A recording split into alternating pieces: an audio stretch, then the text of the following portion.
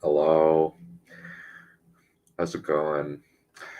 Welcome to the Streamteam's Movie Talk. We're going to be discussing the Return of the King, concluding our Lord of the Rings coverage. That has been quite long. It has been an epic journey. We have gone from the extended editions of The Hobbit, kind of realizing, yeah, these are like flawed, but they're not that bad. But we must conclude this journey as we unfortunately must conclude all things. But first, let me bring in my guests. First off,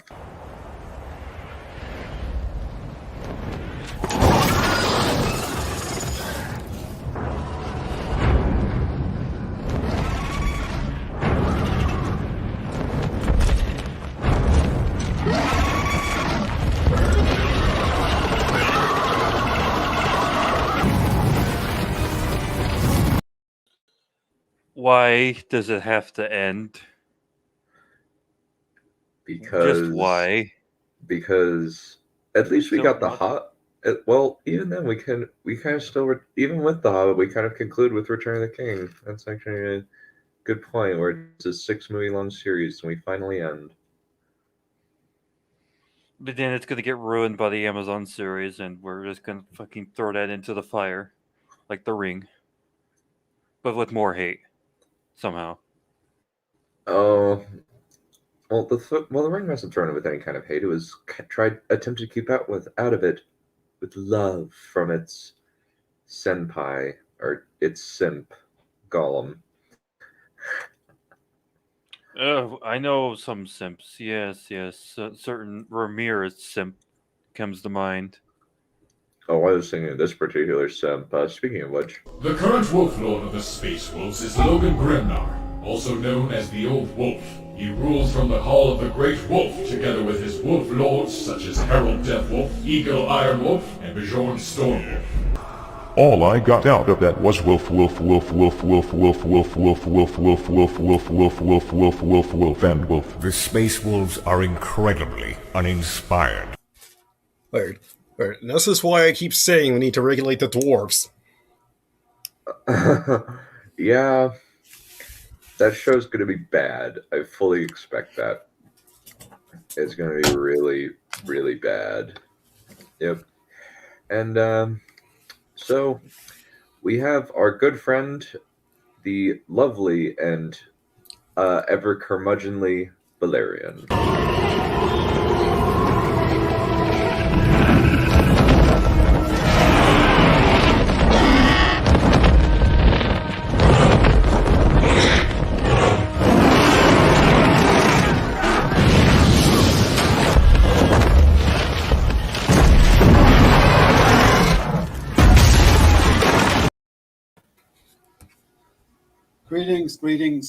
Greetings. Thank you, Bright Lord.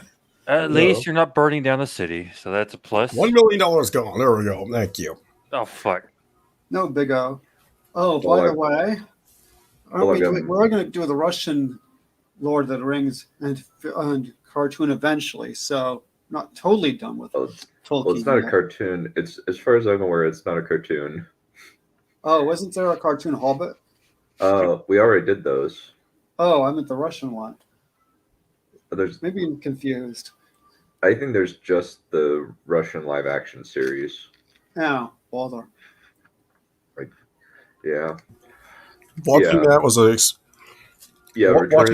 watching it was surreal. That's all I can say. Yeah, Return of the King is the best movie. Yes, I would concur with that. Yes, that is a true statement. But before we get into why, allow us to bring in our resident Bardley chap. 我が力、我が刃、我が狂気、我が狂気をもて見解せよ。エクスはあ、うがせエクスプロージョン。 Good afternoon, ladies and gentlemen. I had not heard that. Where did that happen with The Expanse? Oh. I did not know that. Also wanted to come back in here. Well, did you hear that Amazon canceled their Lord of the Rings MMO? Yeah, I heard. And? No, I just find that interesting. They couldn't even get that off the ground. Yeah. Well, yeah, they can't develop games worth ass. And Yeah. ask Shelop how the Crucible went. Yep. Die, Amazon, die. You're about to say Or it was fire. You're probably going to Yes. say done chap die at some point in this because I picked something that might Go fuck yourself. Probably eventually. Probably eventually, yeah. we'll see. I don't know, but it'll be interesting to see because I picked a little piece of artwork that might be interesting. Yeah. Yeah. Just sneak some porn into this? Is that what you're telling us?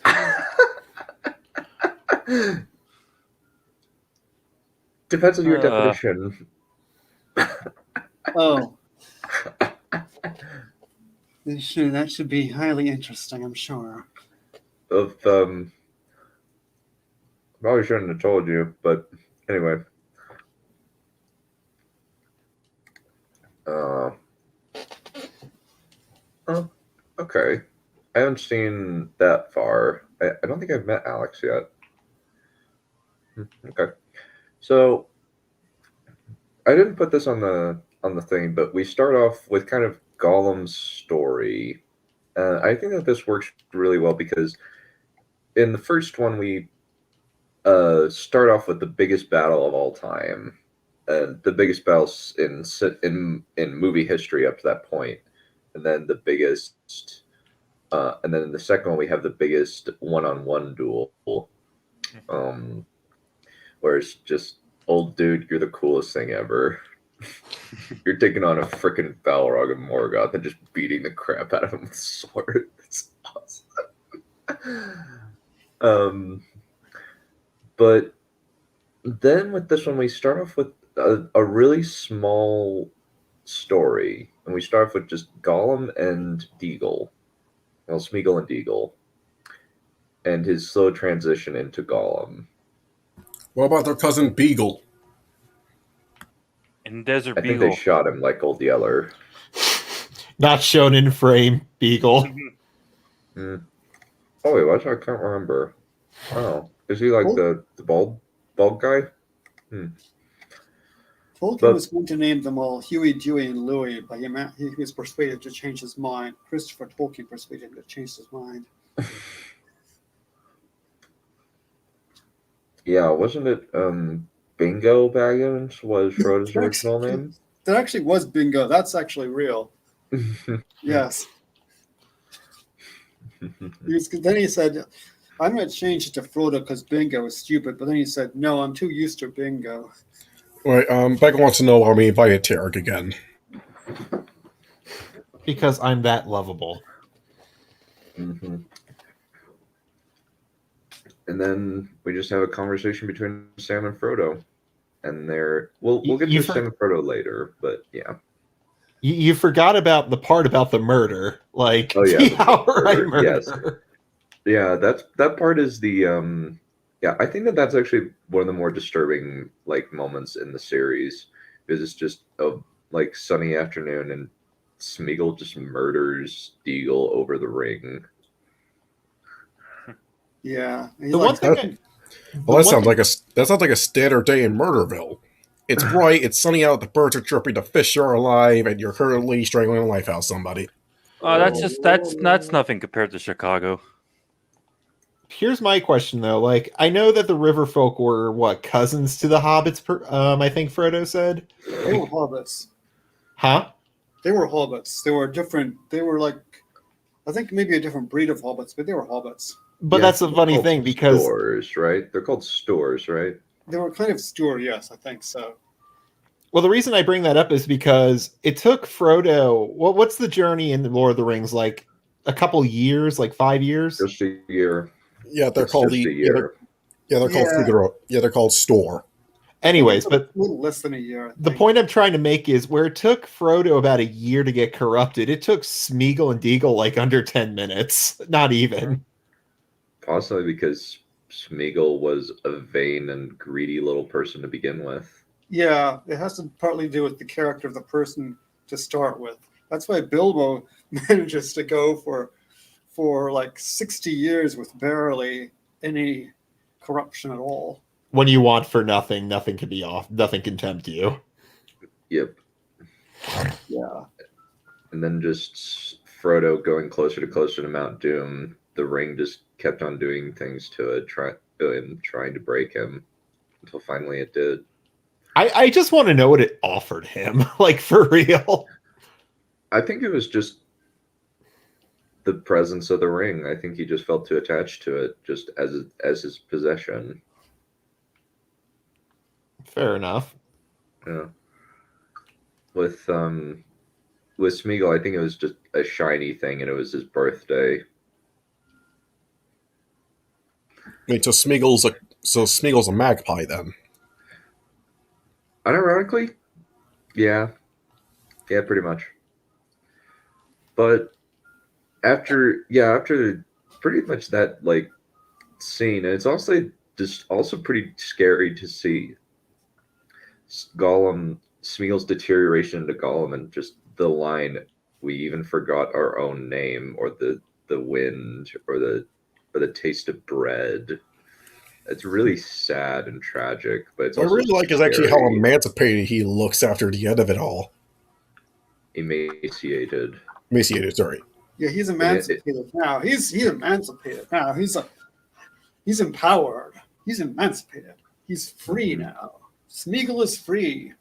He's also dead. He's free. He's also weirdly undead because he's been around for a few centuries, I think. Yep, 500 years. Yeah. I'm pretty sure that's the part that made him go crazy. Like, if you have a human being live past like 120, I'm pretty sure they start to go crazy.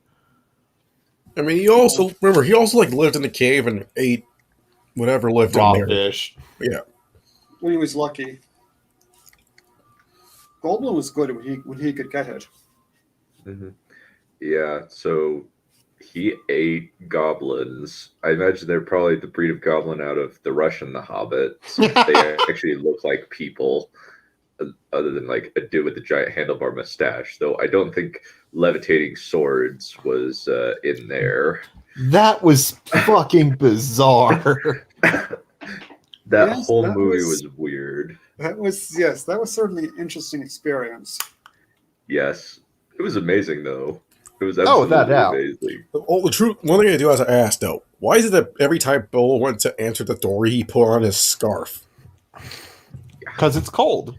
Because it's manners on your scarf when you're answering the door. I guess so. It's like putting on a robe, only in Soviet Russia. Yeah. So, thankfully, we watched the extended, which is like the actual way that you should watch it. Like, the theatrical's still really good, but the extended actually has an ending to Saruman's character, and I'm baffled as to why they didn't include that.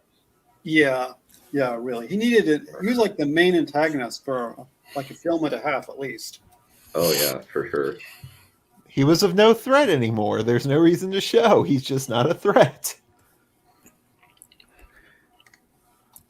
But depends on the definition of manners. Hey, I have manners.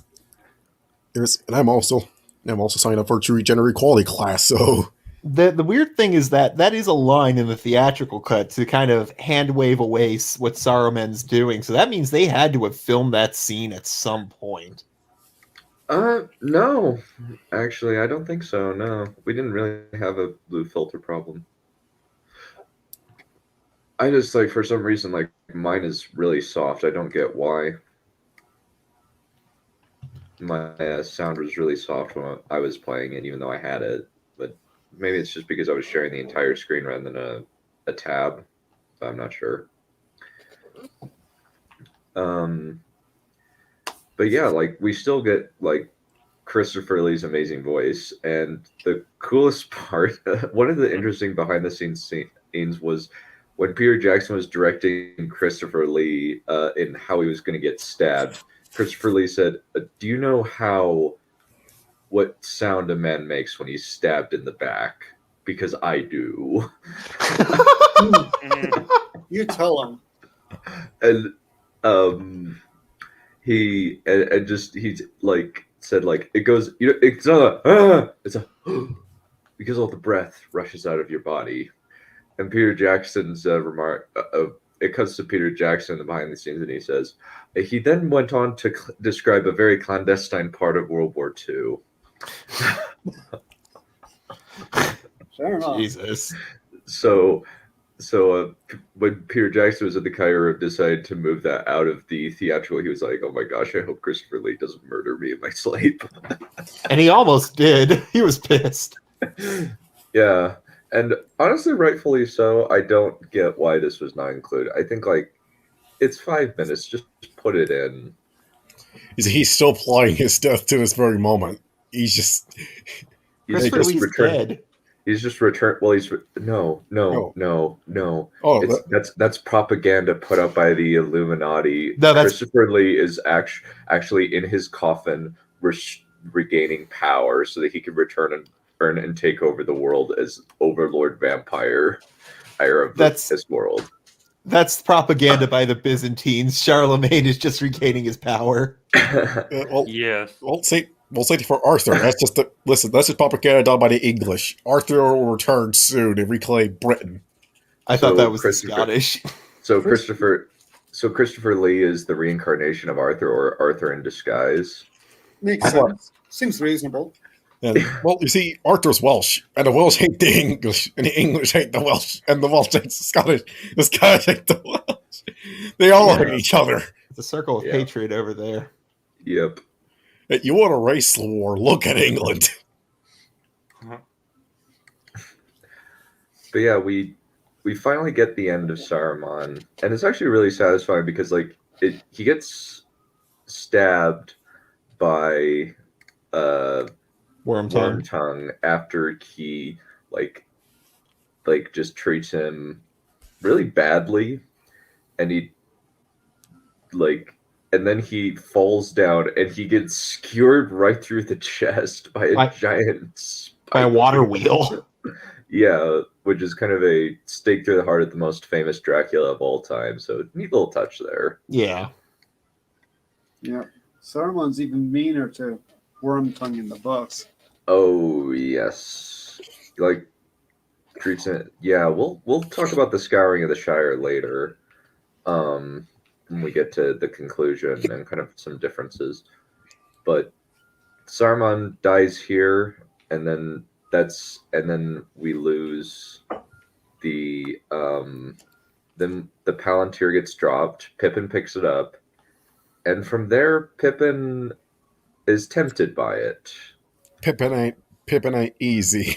You know, the one thing I never get about Saruman's turn is why. Like, because you know what happens if you die. Like, you're fucked. You're just gonna get sent to the void. So why risk it? Saruman's turn. Yeah, like if he knows, because we all know what he is essentially. Yeah, he knows the consequences if he he's an angel. Yeah, I think that he just thinks that he's like guaranteed a spot guaranteed to win because Saruman believes that Sauron is going to win.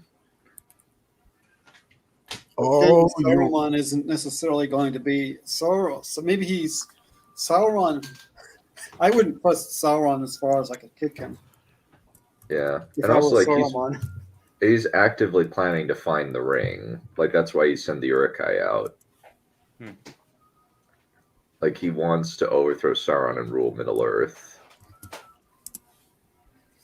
Yeah, he's a little delusional, maybe. Yeah, and don't their bodies eventually die? The old man bodies they're given. I don't think so. No, they're basically staying on Middle Earth until their work is finished. But and then they can go back to the Undying Lands to live with the other Maiar. Yeah, it might be like the elves. The bodies might be a little bit like the elves. You know, they don't die, but they could be killed like Gandalf was killed. But then, of course, he was sent back. People die when they are killed. Something you guys got to remember, though, is Saruman did have the Palantir, and it was supposedly corrupting him. Yeah. Basically, like Sauron was corrupting his mind through the Palantir. Yeah. Since Sauron has his own Palantir that he took from Minas Morgul, and that's why the Palantir is so dangerous to use. Yes. And then Pippin looks into it, and he sees Sauron, and Sauron thinks that he has the ring, and so Gandalf decides to take Pippin with him to defend to Minas Tirith, so that he can warn Denethor of the Steward of Gondor, Boromir's daddy, and warn him about the oncoming threat. And it was Faramir's father, but he desperately wishes that wasn't the case with Faramir. We've all been there. Yeah, disappointing. Yeah, we're all quite disappointing. We all have those disappointing offspring. Like, I have multiple disappointing offspring in my book. Oh, wow. So wait, hold on, Dud, you actually have children? I never knew. I have brain children, but no child of my seeds. Same difference. Yeah. Let's catch them in test tubes, though. Yeah. All that is possible. Also, all I need to do is just go to a sperm bank and wait. You'll have a child soon enough. No comment, although I'm reminded of a scene from the Simpsons, and with what's that chap's name, Barney or something? Barney Gumble, yeah. He's saying, "Always a pleasure." Oh, as every baby coming out, it's Barney from The Simpsons. That's hilarious. Yeah, but kind of, I think with this we get some like fairly good conflict. They do kind of ramp up Denethor's dickish nature. Well, Denethor is kind of like Denethor in the books is perhaps the most complex, rounded character, and he gets kind of one-dimensional in the film. This is probably this might be the weakest thing in this particular film, and there are lots of problems in the film proceed from that, like the whole beacons thing, which is kind of stupid, and the whole his being kicked and Gandalf beating him knocking him over with his staff, and all that sort of stupid stuff. Yeah. So that's what was wrong with the beacon scene? I don't see what the issue is with that. It makes Denethor into an absolute imbecile. Denethor is not an imbecile in the books. He's a fully rounded. He's very intelligent and capable. He's just selfish. Wrong. He's narrow-minded. He only sees Gondor. He's kind of like he sees things in strictly political terms. Gondor as like a political thing. It's like geopolitics. And he's been driven kind of mad by Sauron showing him all his huge forces in the Palantir, and he thinks, "Oh no, how am I going to defeat this?" So that was the impression I was getting. That Denethor was just insane, because if you look at him, he looks very similar to the way Theoden did when we're first introduced to him. Yeah, it's also interesting that like Denethor and Theoden are very different people. Like Theoden's more Denethor, is more similar to Wormtongue in terms of his function. Like, he's more of, like, supposed to be an advisor to the king rather than the king himself. But there is no king. Yeah. There hasn't been a king for, been a king for several hundred years. So it's a weird situation. Yeah, it's like 800, 900 years. Possibly 1,000, since the last king was Erenor of Gondor. And he was... it's described that him and Boromir were very similar people and like didn't really like enjoy the company of women. I think is the way that it's put. So yes. So incels. Oh, I was just thinking, like, whenever George R. R. Martin uses that phrase, it's usually, oh, that character's gay. That's Martin, though. That's Martin and Tolkien are two totally different Petals of fish. Indeed, they are definitely different. Don't spoil the nice fish, precious. Yeah, I doubt that Tolkien was thinking in those terms. Yeah, he was probably just thinking of manly man like Beowulf, who doesn't really go after the chicks. Doesn't I have a job to do. I do not have time for thoughts. just the facts, ma'am. Yeah. Wait a minute, hey, are you sure Faramir and Boromir are full brothers and not half brothers?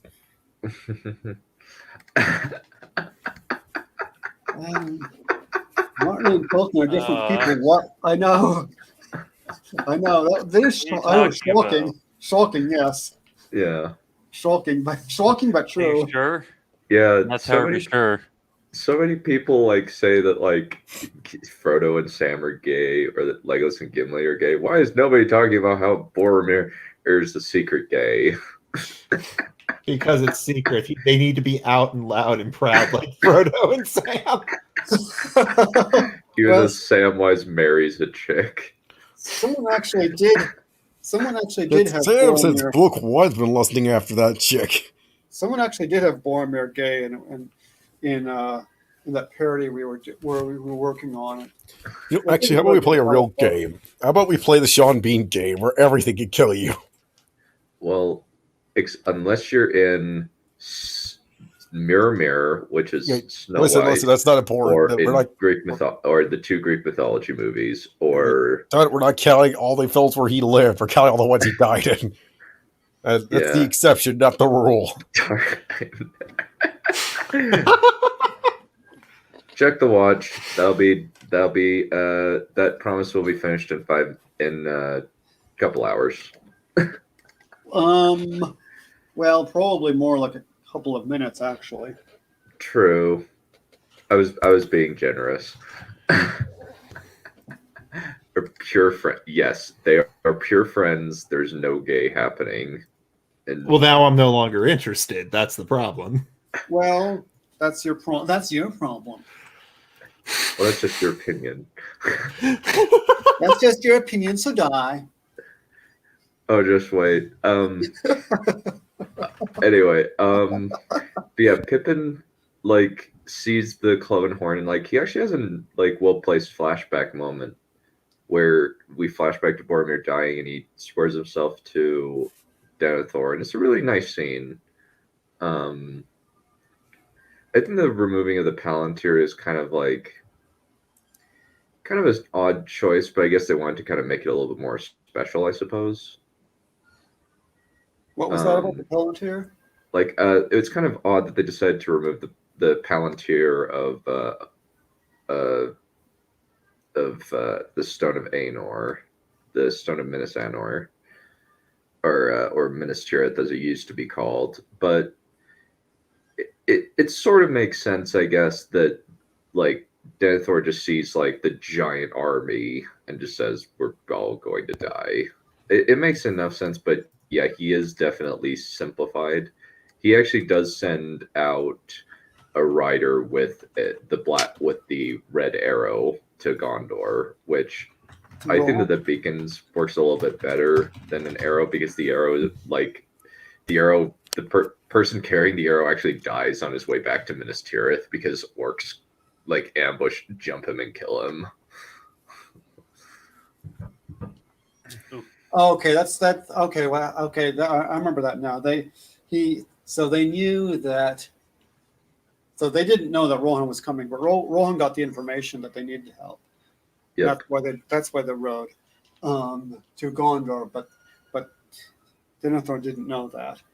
Mm-hmm. But the beacons, I think, are for Gondor, if I remember correctly. Because Gondor is kind of big, so they have to get everyone on the alert. Yeah, I agree with that. I think like it's also like a quick way of like getting information to Rohan, since like there's a beacon on the mountainside right in view of Edoras. So And then Aragorn bursts into the council room when he says, "The beacons of Minas Tirith are lit." And then Rohan will answer, which is really cool. Yes. Tell him we're not home. Oh, Denethor, so cute. Denethor is spamming us again. Wait, oh, Tarek and Becca, oh man, Root. I ship it. I'm fine with it.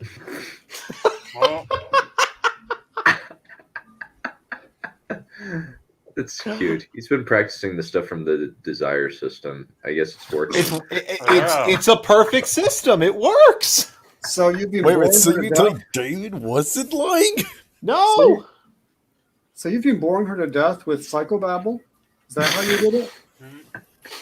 It's real. It's apparently very easy. Man, I've been going about this all wrong for years. Yeah. Wait, all you said was, you know you love me, and that's all it takes. You just gotta be confident. You got feelings. These things are feelings. You know, you just gotta believe in yourself, and when you that's feel how it works. Yeah. When So- you feel confident, you're confident. Because confidence is feeling confident. So. Pretty much. Mm-hmm. Wow. Yeah. Hey, Yeah. Yeah. I love this. I love this chat. This is best chat. I do agree with that. Yeah. It's best waifu. What yeah, This Wait, chat yeah. has some of the best waifus on the internet. I will That is- definitely agree with that. Oh, yeah. Since we got Neph, we got Blue, we got Becca, we got Mar. we got a whole bunch. We got a bunch of waifus in there. Listen. When you're in this chat, you get to talk to women. Oh yeah, this is the best. I should I talk- was here, actually. Please never say what again? This chat has best waifu. the whole chat is just a waifu. Yeah. Your wish is Yeah. my command. Yeah. But we kind of see the opening bits of the war where we see the Witch King emerging from Minas Morgul. Sam and Frodo watch, but we'll kind of get into that later. But Banned from the word waifu. I That's do like funny. his. I like his uniform, Pippin's uniform. yeah, it's waifu chat. Nice. yeah, and I do, Sorry. and it's kind of neat that they kind of I forget whether or not it was in the books, but I think it is where that is Faramir's uniform from when he was a kid, which kind of says that he was raised to be a soldier from a very young age. Yeah, I don't remember if it's his uniform in the books or not, but that's a good touch either way. Yeah. Personally, I like the touch though that it's Merry and Pippin had the closest relationship to Boromir, like Faramir did, as opposed to his father. So it was a nice way of coming around full circle. Mm-hmm. Yes. And we do see a Skiliath being taken by the orcs, and the Gondor troops are initially pretty good, and then they become stormtroopers when you actually get to the city because the guys in the city have clearly not done no fighting outside of a practice yard. Yeah. Which makes sense because listen, nobody's. Yeah, Clearly, you've never heard of the Bretonia method. Just keep throwing peasants at it. You'll inevitably find the problem be solved. There's the Imperial Guard method. Keep throwing guardsmen at it. Hey, guardsmen at least given some manner of training. I'm talking about straight up peasants here. yeah. That's probably 3 generations inbred that brutally starved. Yeah. Probably But stupider than a rock. mhm. I do think that with the battle in Osculia, we definitely like it feels very like almost Saving Private Ryan in a way, where we got the orcs landing and the human troops trying their best to hold them off, but then it gets like slowly overwhelmed. We're like definitely like thrown into the middle of this battle. We get no shaky cam. There's no shaky cam anywhere. Oh my god. No, it is all very clear. You can see what's happening. What? Why? I thought it was better when you couldn't see a thing. And also, you Yeah, see like because realistic. Oh yeah. you also see like the like you see like the full like really really solid like prosthetic orc makeup. I also think the tactics should be rubbish. I don't think the tactics are too good in this film. Oh and they yeah, should be- they're way too good. You should be totally wondering at all times. What the fuck is even happening? I think you've got to start wondering, what the hell is this plot? I can't believe he actually said that. I'm sorry, but the people in fucking Gondor are retarded. Who puts their trebuchets on a mounted wall? Fucking morons. Yeah, what the heck? Yeah, Don't they know you that should you're put supposed to them- put those in the front? Yeah, you put those on the front line. Oh, wait, in that case, set the bar on her, or she won't be taken for long. Yeah. So Well- love me. No, I go home. Becca's being so mean today. No, she's being perfectly reasonable. She's just like having an internet senpai.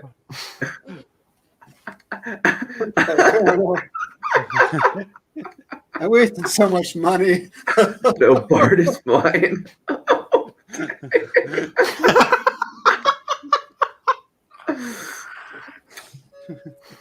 What can I say? You must- The charm works. You must murder Tarek. No, We need no, we to must nerf preserve the Bart. Bard. No, we must No, Michael just preserve wants Tarek you. and Okay, televise the Tarek. wedding. Okay, Must preserve We need to Tarek and- patch the Bard. Quick, Tarek, now's your chance. It's go get her. I don't need to go. I already have her. Yeah, I'm talking about go straight to we should- England and do it indeed yourself. Yeah, we should. No. Listen, We should always be asking the question of our main character. Are you two still living?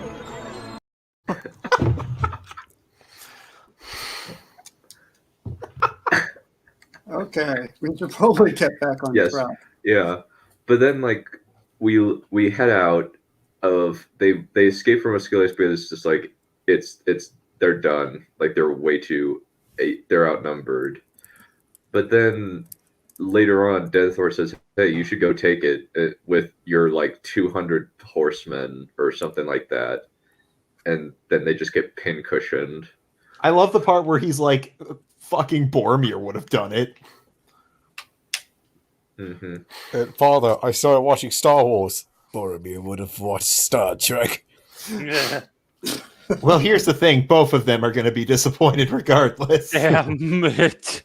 Yeah. Yeah. Father, I saw reading Lord of the Rings. Boromir would have read the Silmarillion. But at least I'm not dead, Father. I wish you were. I mean, kinda. Yeah. It's kind of just that like character dynamic. I don't think it's explained in the books why. It's just that I guess that Boromir's just such a Chad that Denethor was like, nah, you suck, Faramir. Well, Oh, let's face it, there's always a favored son. A parent may tell the children they love them equally, but we all know that's never true. There's always a favorite. Yeah, I mean it's developed in the books. Yeah. It's Well- developed reasonably well in the books. I mean, like, like exact reasoning explained. I mean, possibly just because, he just like says, possibly just because like Faramir like had to run from Osgiliath because the enemy was like way too strong and they were too few, and then Boromir came in and saved the city. Yeah, and Faramir was Boromir was more macho. Yeah. Also, I think also like he was suspicious of Gandalf, like just from the beginning, and just didn't like the fact that Faramir was like too much into book learning and like was too attached to Gandalf. I think that's one of the reasons. Like it's even in the movie where it says not some wizard's pupil. Yeah, not some wizard's people. He was always suspicious of Gandalf. I think the idea was, I think part of it was that he guessed what was the name? What was Aragorn's? I think it was Thorgil or something. Pseudonym. He guessed who he was. Thorngil? Something like that. And he guessed that Gandalf and Aragorn were going to supplant him. He'd guessed in advance. So I think that was part of it. Yeah, I was probably thinking like, wow, this guy looks really good for 97. He's come to take my throne. Well, I think Gandalf was actually been around for a few millennia by then. I mean Aragorn. Oh, Aragorn, yeah. Right, yeah, fair enough. Mm-hmm. Yeah, the Denethor is kind of just this old man who's kind of clinging to his soldier days by the fact that he's still wearing a chainmail shirt that's like, I don't think it was actually metal. I think it was just lots and lots of plastic, but that's still pretty heavy. Oh yeah, that can be extremely heavy. Yeah, and like I think John Noble in an interview, like just like in the costume discussion, like said it was like at the end of the day I would be used to it, and then I would take it off and it would feel like I was floating. All this weight was taken off me, and honestly, like I want some of like those robes. I want those robes really bad. Those are cool robes.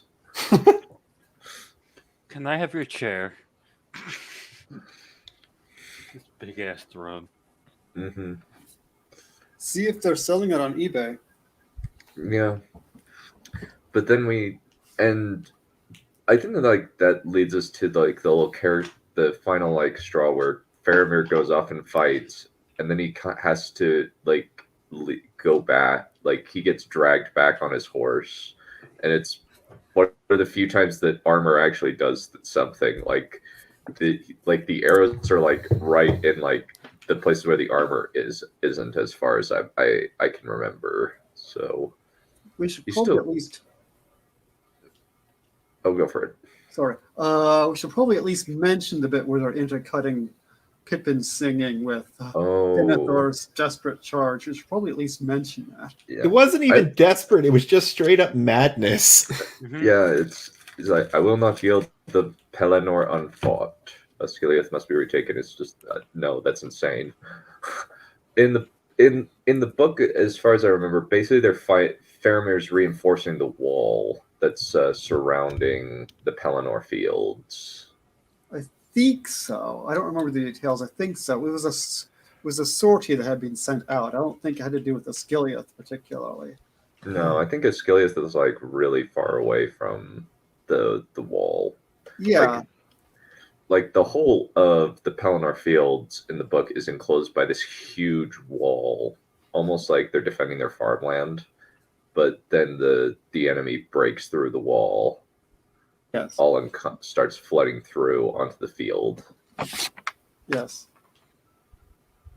And like I think that the bit with the hurtling the heads, that's also straight out of the book. It's just that is freaking disturbing. Yeah, that's in the books, and it's one of the more disturbing things in the books.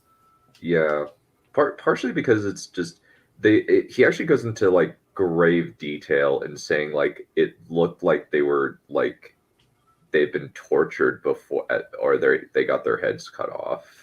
Yeah, that's not the kind of thing Tolkien does very often. That's the kind of thing you expect from. I'm going to mention Martin again.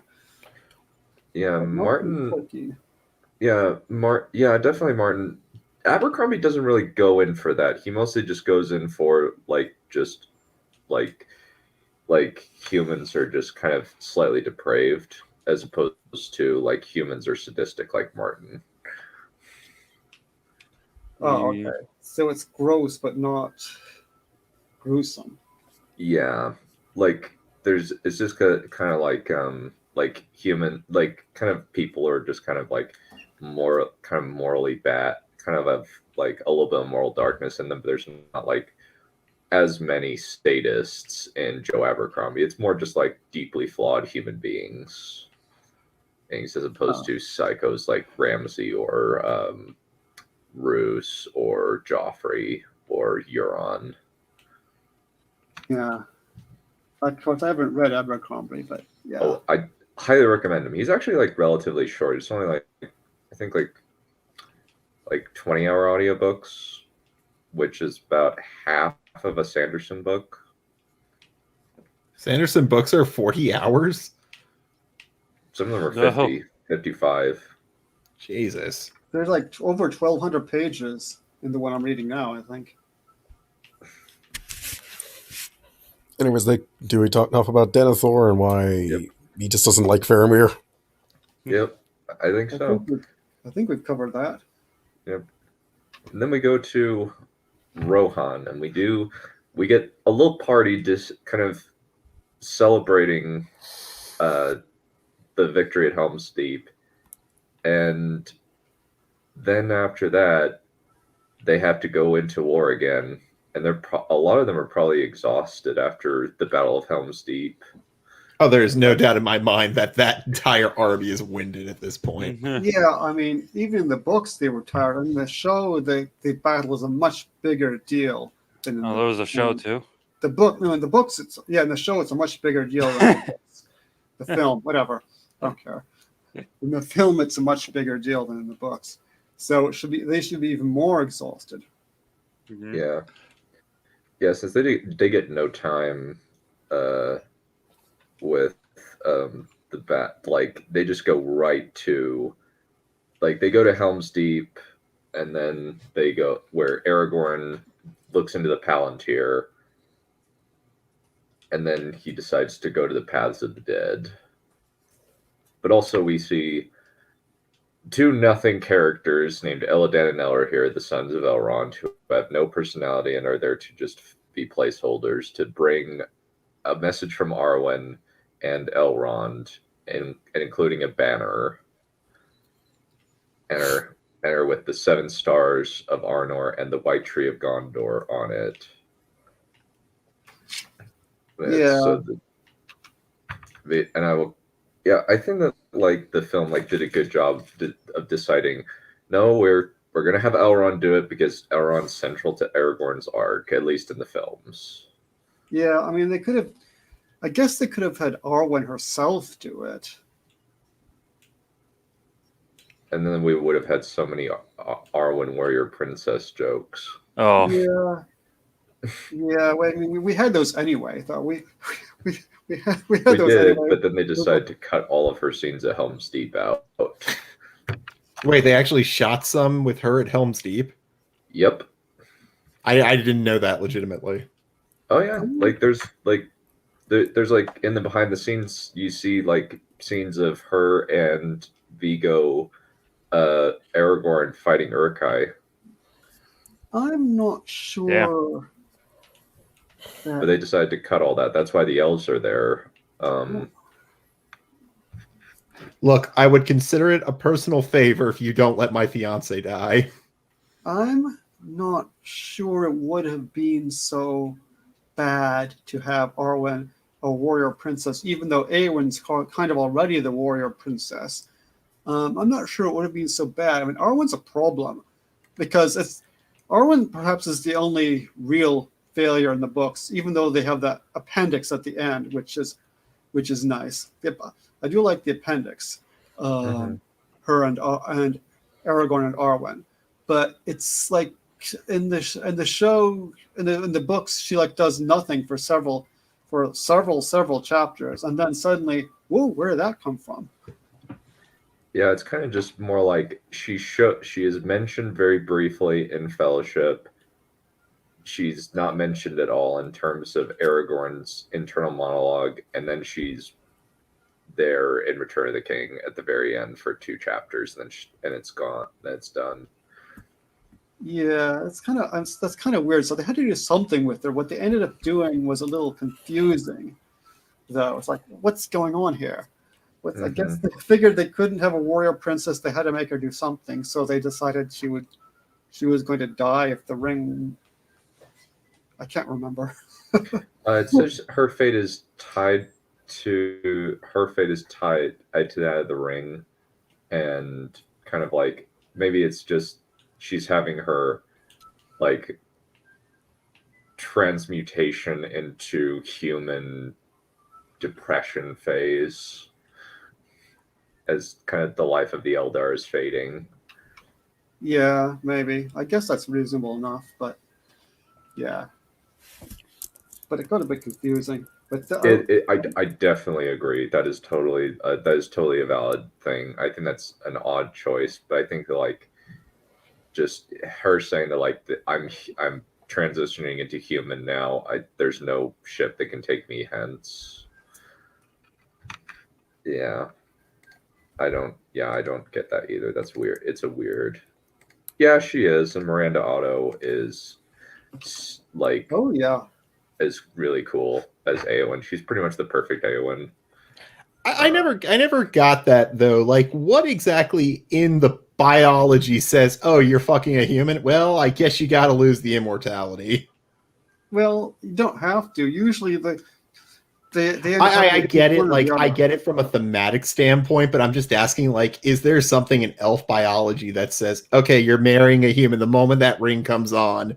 Yeah, we got to shut down the immortality. No, because Tuor was immortal, and he married Idril, and she was an elf, and he became immortal because he chose immortality. But usually, it seems that the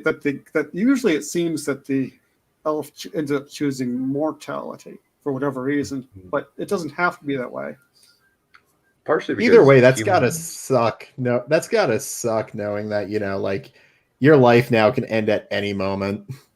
Yeah, it's really gotta suck. I think that partially. Hi there, welcome to mortality. You're gonna die any. Go for it. Your death's most likely probable when you're mortal now. Congratulations, even a cold may kill you. Yeah. I think with Arwen, because she's a half elf, she's the blood of a half elf. Like, that's one of Elrond's titles, is Elrond half elven, because his dad Arendil was an elf and his mother was a human. Wait, no. Arendil was human and Elwing was an elf. Oh. Yeah. Oh, I thought that since Arendil is the name of the star, are in the heavens with his flying ship. Yeah, they made him. Yeah, they made him immortal. He's one of the ones that they made him immortal. Okay. He's basically like one of those Greek demigods that got ascended to immortality, right? Yeah, he's ascended, all right. Oh, okay. And he might be partly elven, but I think he's human. And I know that like Elrond does have the blood of Beren and Luthien in him. I can't remember through which line though. Aragorn and Arwen are distantly related, like through like several hundred generations. Like she's like his. Yeah. Oh, go for it. Sorry. Oh, pardon me. Sorry about that, but I'm just Elrond's brother chose to be human, and so he's the ancestor of the kings of Numenor, of Gondor, and ultimately he's the ancestor of Aragorn, assuming these bloodlines are correct. They probably are, since Tolkien doesn't have the same problem as Martin has introduced, where there's like multiple different historians, or at least since there's only one historian of Middle Earth that we have found. Well, I mean, they do have for lots of things there are different stories that he'll say, some people say blah blah blah and others say blah blah blah, but for the main line of the thing he doesn't for something like the bloodlines, he doesn't do that. He'll do that for various other events in history. Okay. Yeah. Since like Since like the in-world story is that Tolkien discovered the Red Book while he was poking around in a bunch of Old English manuscripts and decided to translate it, and there we have the Red Book. Yeah. But then we finally get the coolest sword in all of fantasy, which is Narsil, which I own a copy of Narsil, actually. Like, I have a replica. Was it on Thronedale instead Anduril. of Narsil? It is Anduril. Yeah. It's got the markings and everything. Yeah, and I've forgotten which came first, Anduril or Narsil. Narsil, since it's this giant. It's Anduril, the Flame of the West, is what it's renamed after. Since Aragorn gets it in the Fellowship, but they decide to move his receiving it to the near, like the midpoint of Return of the King. And I think is the exact point, so that it's kind of another step in his arc, I guess. In the books, he's kind of doing this out of duty, but he also wants to marry Arwen because Elrond set the price, kind of like Thingol before him, that only the king of Arnor and Gondor can be worthy of marrying my daughter because of her half-elven nature, and she'll have to succumb to mortality if she were to marry a human. That human has to be the greatest man who has ever lived. Incidentally, Aragorn's a teeny tiny bit of a jerk in the books in this respect. But neither is the Twilight for me. So if you cleave to me, you must renounce immortality and become human. Basically, hey, I love you. Now, if you want to get together with me, you gotta die. Yeah. Sorry, you're not willing to die? Sorry, lady. I know I love you, but no. Well, I mean, he has the best sword in Middle Earth, and I'm not talking about Narsil. How do you know that? Oh. It's a bard thing. No comment. Mm-hmm. I used to have one of those. Yeah. I lost Dick? it. Yeah, it's when I got speared through. You remember? It was there in one of the worst episodes of that one TV show. Well, I never watched your crappy show, and I say crappy because it ended the way it did. Yeah. I totally don't know what happened to your dick. Mm-hmm. Oh, yeah. And then they fuck! Well, he ain't fucking. White, I mean. Okay, well, I guess I might as well tell you. Listen, I actually do know what happened to it. I'm sorry, man. What? Do we want to know? Where are they? Well, you're gonna have to ask the older lady. You see, she was sick, and well, it turns out your penis was the perfect spellcasting focus I needed to restore her health. No comment. We probably better move on. Yeah, I agree. Yeah, but because of this, Aragorn decides to go to get the most OP army in history. Yeah, that's actually the truth why he had to leave. It's because they couldn't think of a reasonable nerf hack. So they had to sort of say... I was going to say about that when we got to this point. Oh my god, EA, OP, please nerf. That's what it says in the books, too. Yeah. Oh my god, EA, OP, please nerf. Yes. Yeah. What's nerfing? Making less powerful. No. Rian Johnson wants to direct the Mandalorian episode. Oh, great. Yeah. Well, if he doesn't touch the script, I'm fine. If he doesn't touch it at all, we'd be better off. Well, he's an okay director and an okay cinematographer. He's just a crap writer. But he's also not a very good person either. That is also true. He's a little bit of a little snot, but I'm a little bit of a snot too. So but you didn't ruin a franchise. Like you are not solely responsible for a franchise dying. Do you call your fans man babies? True. No. I just do you call your critics man babies? Do you actively seek out to create something so divisive that nobody can come to a conclusion. True. I also well, I think the worst thing that I've done is put like filmmakers and just general people that I hate in my books and kill them off in brutal, horrible fashion. That's not horrible. That's just petty. That is very petty. Oh, you see, being petty is a good trait. I should know. Pettiness runs in the family. Perhaps we could get back on track. I need to find. Yes, I true. need to Let's find the get book back. where David Benioff clone gets axed.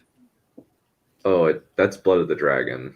We What actually about, read that once. How fitting What of a about name. Movie Bob? That same one. Oh. I did a twofer in Blood of the Dragon. Well, if it But you has to should do with read- the dragon, I hope that they don't touch him because I don't want the dragon to get diabetes or some shit. Oh, the dragon eats Movie Bob.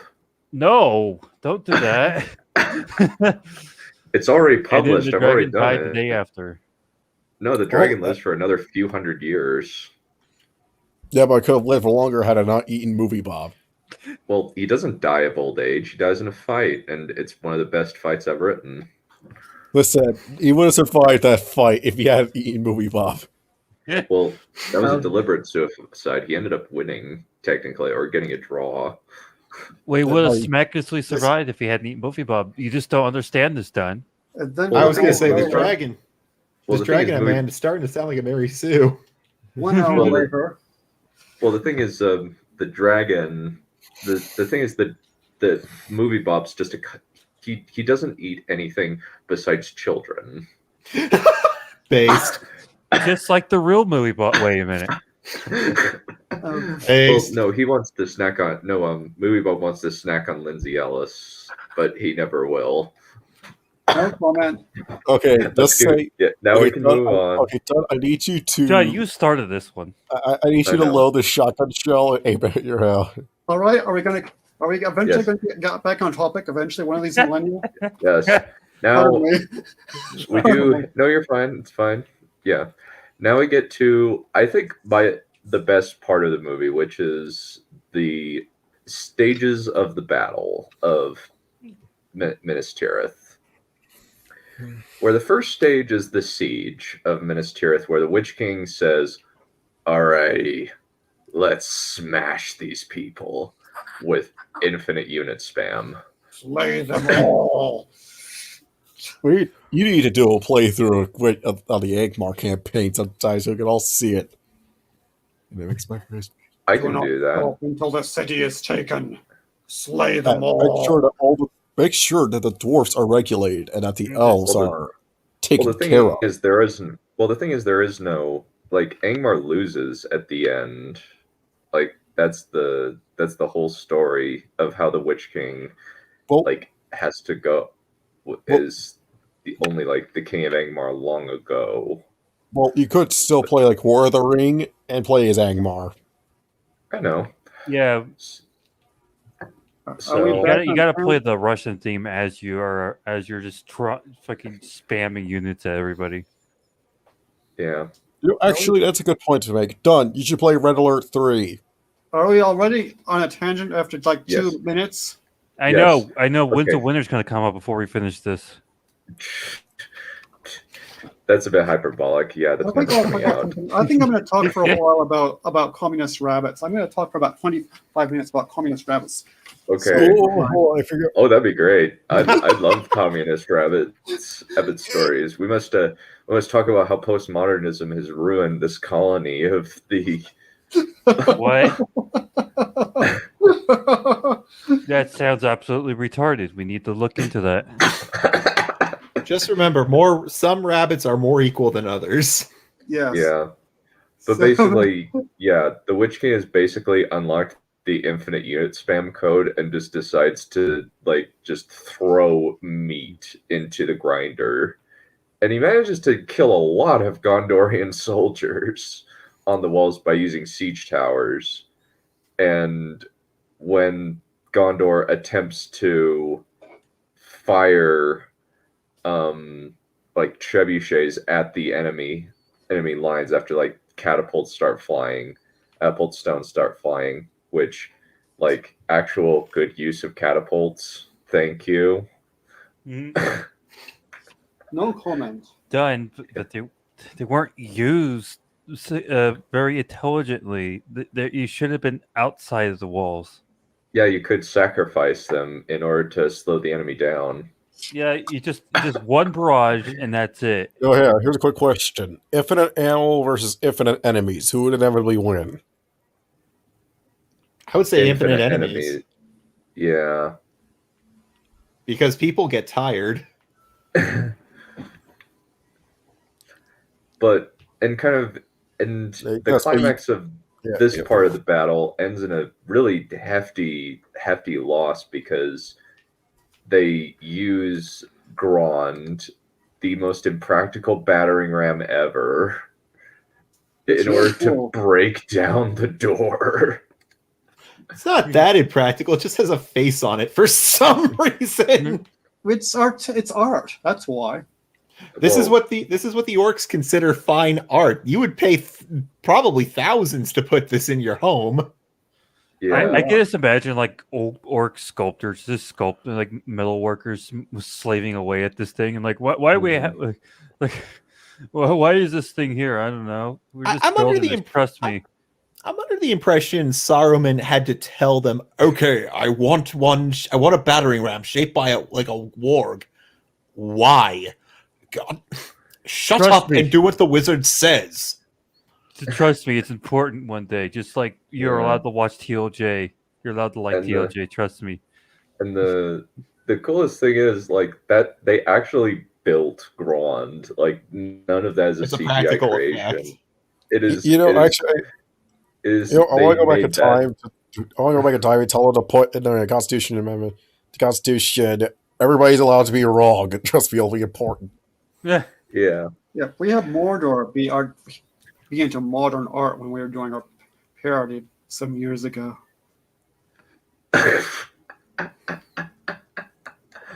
Aww, the missus is giving you reprimands. Isn't that so adorable?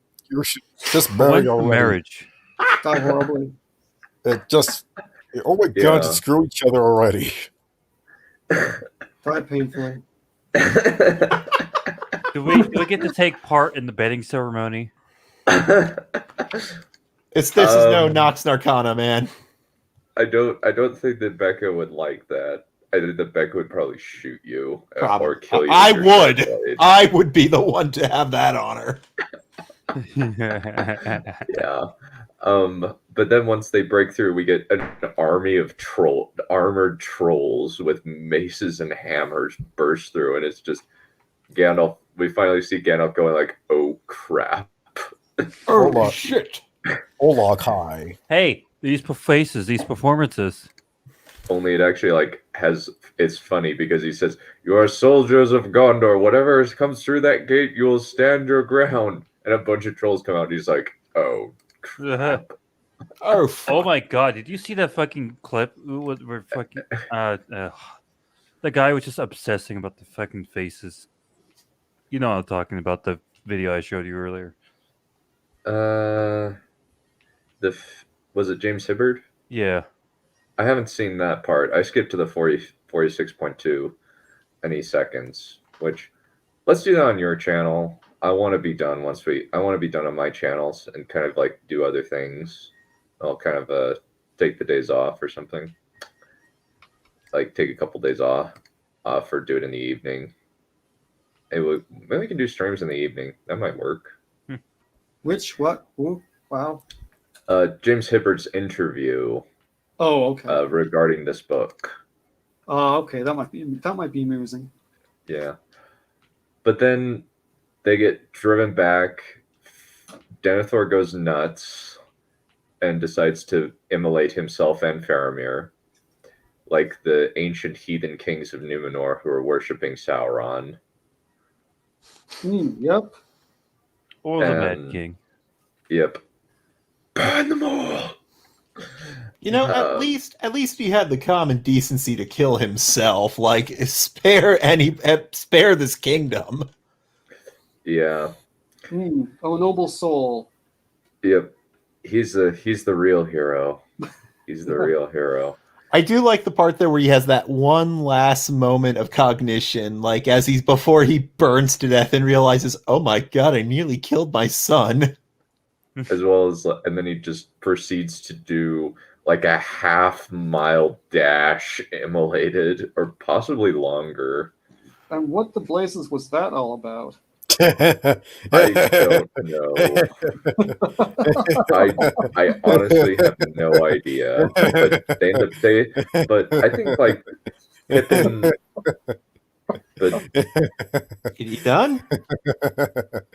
Pippin gets a heroic moment in telling Gandalf, "Hey, he's burning Faramir alive," and they go, and there's kind of a little like extended edition like plot cul-de-sac moment where the Witch King comes in and breaks Gandalf's staff.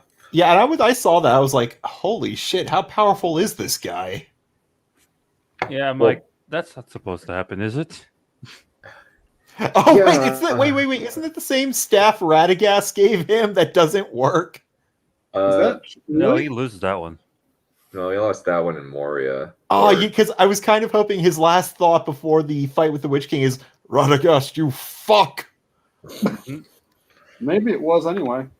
Yeah, that did not happen in the book. We do not get a fight. We get a like Mexican standoff between Gandalf and the Witch King, and then when the Rohirrim come in, the Rohirrim come in. The Witch King turns around, pulls on his hood, and runs away to grab his fell beast. Since apparently he's the only one whose horse survived in the Fellowship. Or maybe he got a new horse or something. Well, hold on. That's not true. Like, there was the horse that, remember... how to describe this? When they get to Moria, Aragorn tells, I think it's Frodo, to let his horse go, and it says he knows the way back. So technically, I think that horse survived. We're talking about different horse. Bill? Yeah. Bill, I was thinking, like, when the Witch King... Like, it says that that one of the horses escaped... apparently in the book, and then in the book we see a pale horseman a horseman robed in black leading the orcs, whereas all of the other ring wraiths have the fell beasts. Oh, I see what you're saying. Okay. Yeah. So the Witch King, I thought you meant the last horse of the Fellowship, not of the Nazgul. Yeah, no, the Bill the Pony goes back to Bree, and then Sam picks him up on the way back, and then he rides him in rides him into the Shire. Well, and that's his horse into the Shire. So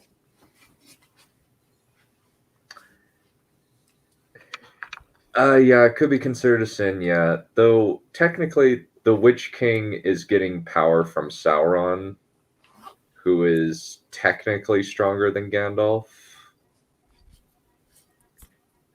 in terms of the fact that Gandalf has had his powers limited by virtue of the fact that he's a wizard. Sauron never made that plea bargain. At least I think that's the best way of putting it. But is he not at his full strength because he doesn't have the ring?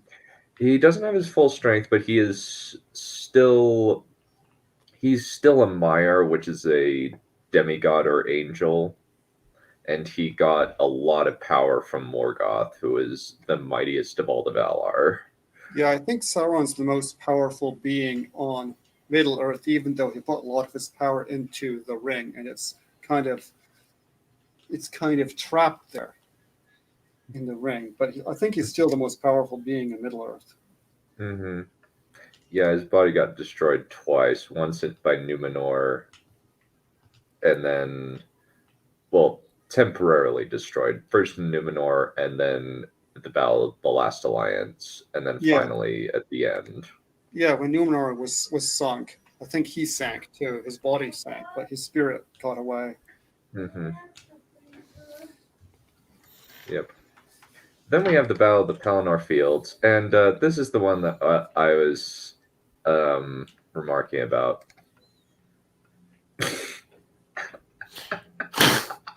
Was that fan art or official art? That is fan art, yes. Okay. What's that? Die after in a fire. After Eowyn and Merry kill the Witch King. And then they... Oh, well, no. No,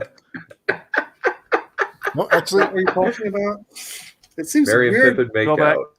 Go away. Burn it. oh, Merry and Delete Pippin, it. never mind then. Go No, away. No, Merry and Eowyn. Oh, Eowyn start making out. oh, okay. I was like, Merry Pippin, nope. But it's like, Merry and Aaron, okay, never mind. Well, Pippin's invited sometimes, but... It seems I'm a weird pretty sure Pippin's got his own gal. It seems a weird thing to do pornography about. Pelinor Fields of all things. It's not the kind of thing I would expect someone to do. What is this, Man of Steel? No comment. Well, two lovers making out right in the middle of in a corpse-infested field, yes. Yeah. Well, they killed the Witch King. That's pretty impressive. So they celebrate? Yeah. And then Eowyn nearly gets killed by Gothmog. But we'll get to that later. Anyway, we have the Battle of the Pelinor Field, which is pretty much the biggest plains battle in the history of cinema that I am aware of. Oh. I don't know. What about the Snyder Cut? And I'm not. And I say that jokingly, but also unironically, because I'm not too sure what the numbers were there. I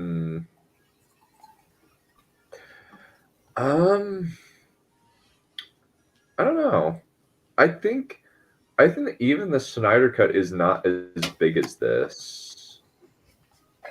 Partially because this is longer, and also like there are still more combatants here. There's also more variety. No, that is not Merry and Pippin smooching. That is Eowyn and Merry smooching. We need to make the Battle of Winterfell bigger. Yeah, we need to make it bigger. That's not going to help anything. That's honestly going to make it worse because you have no logistical planning, Mr. Benioff. So at least it's big. I still don't understand the importance of that entire scene in the Snyder Cut. Obviously, it's like it was a plains battle, but I get that. But what was the importance?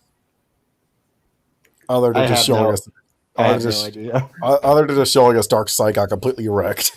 Yeah, he got wrecked by Ares, one of the most pathetic bad guys. Well, Ares makes sense. He's the god of war, so his power derives from war. Well, not this. Not this Ares. This Ares is pathetic. Have you seen this Wonder Ares? Woman? Is Remus Lupin? No. This is still Ares. This is still Ares. I know, but we're dealing with Ares from Wonder Woman, same character who gets beaten with love. I want to forget that movie existed.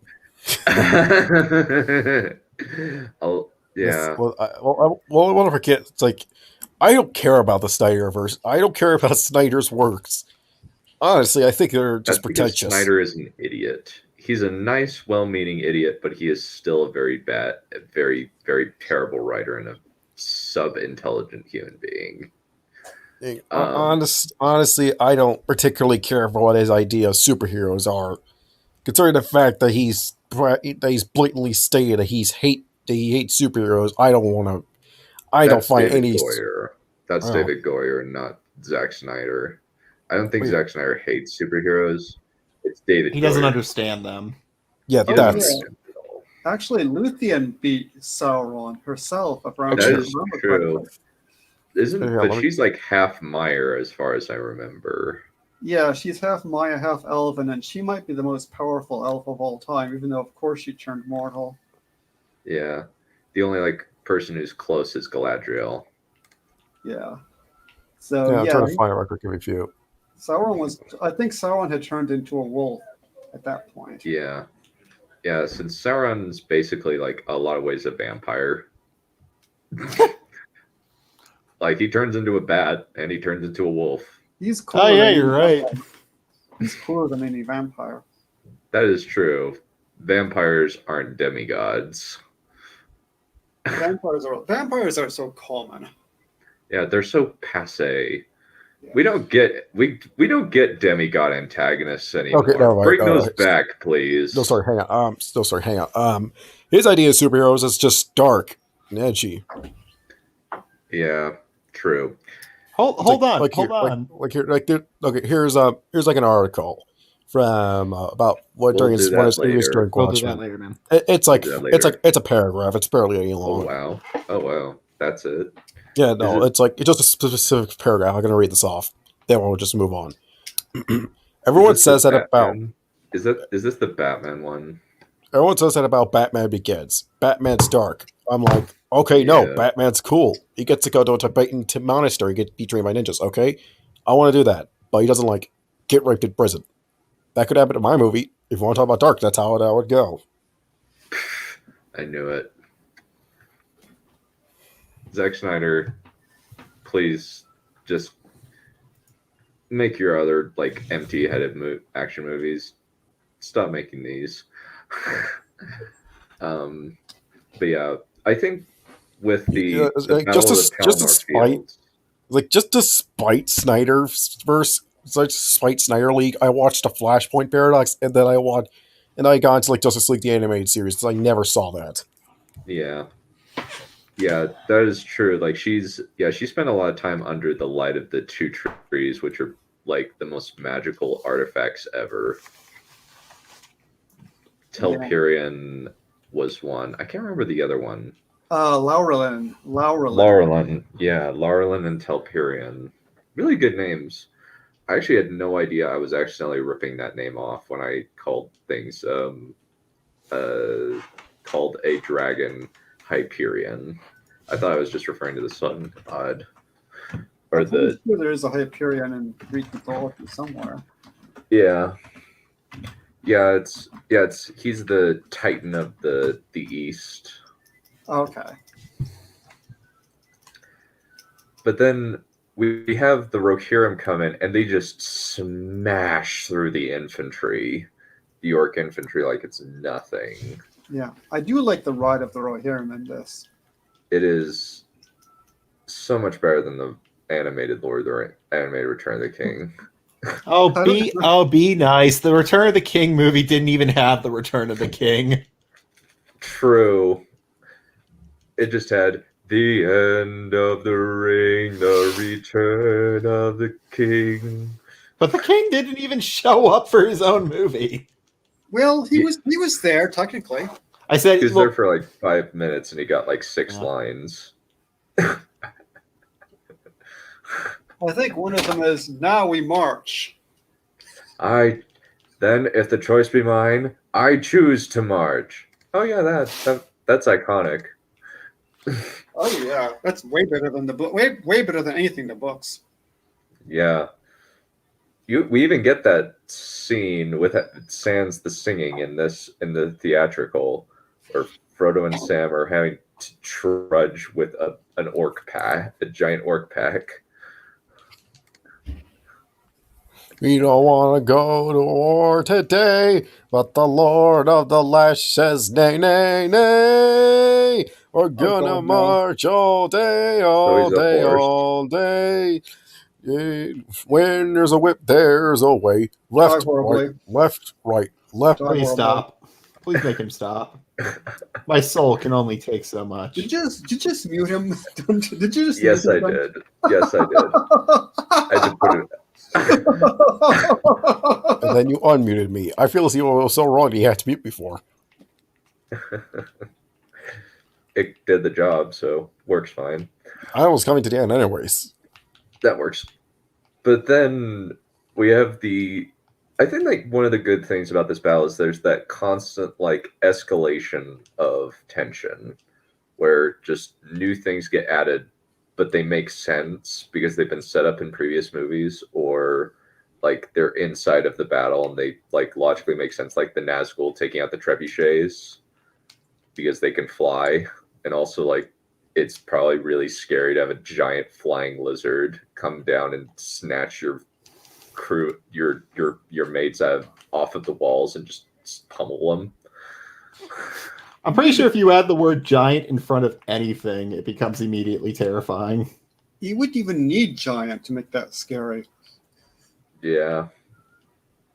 Since you have, and then there's the natural, they don't go into this in the movie, but the natural, like, aura of terror that accompanies the Nazgul, where they're just terrifying.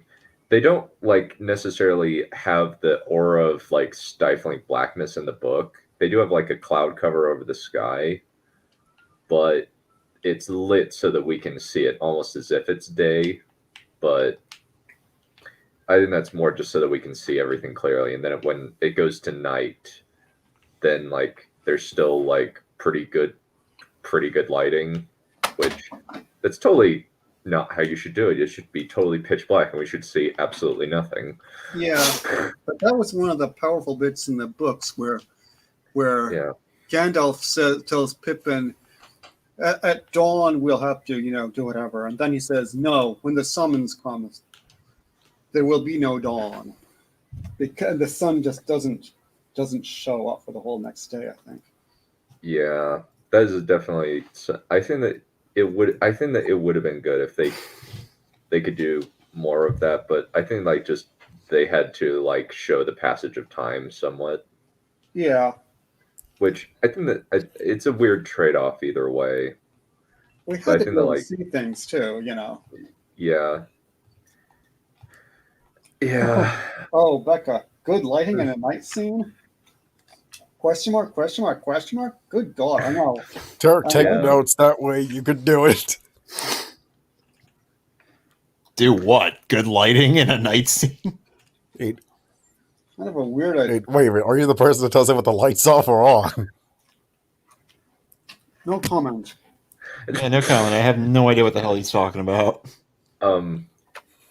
You've never heard the song, "You look better with the lights off, better with the lights off." Ooh. That one's not familiar to me.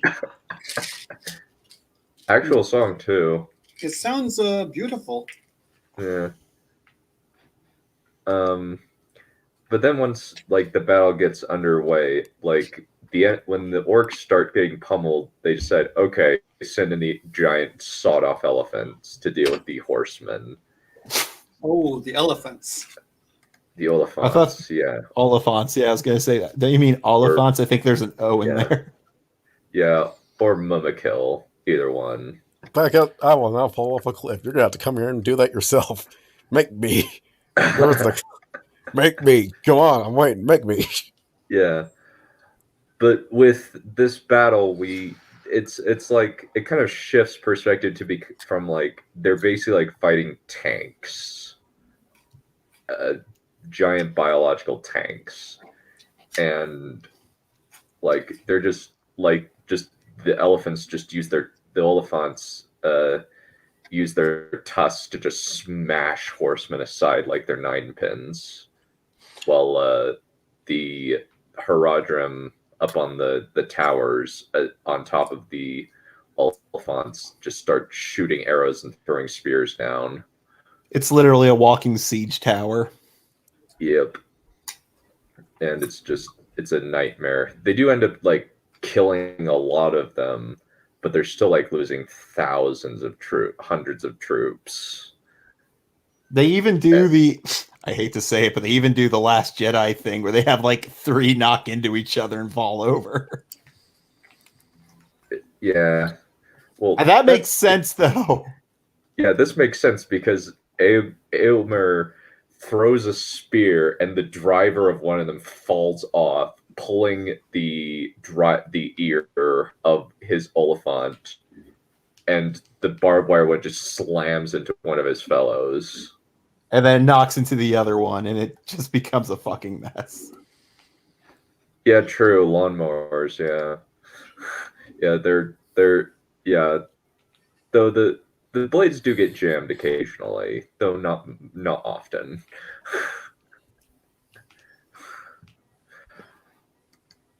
And then the final straw happens when the Witch King kills Theoden. In the book, as far as I can remember, Theoden's horse just freaks out at the smell of the Witch King's fell beast and just falls over, and that's how he dies.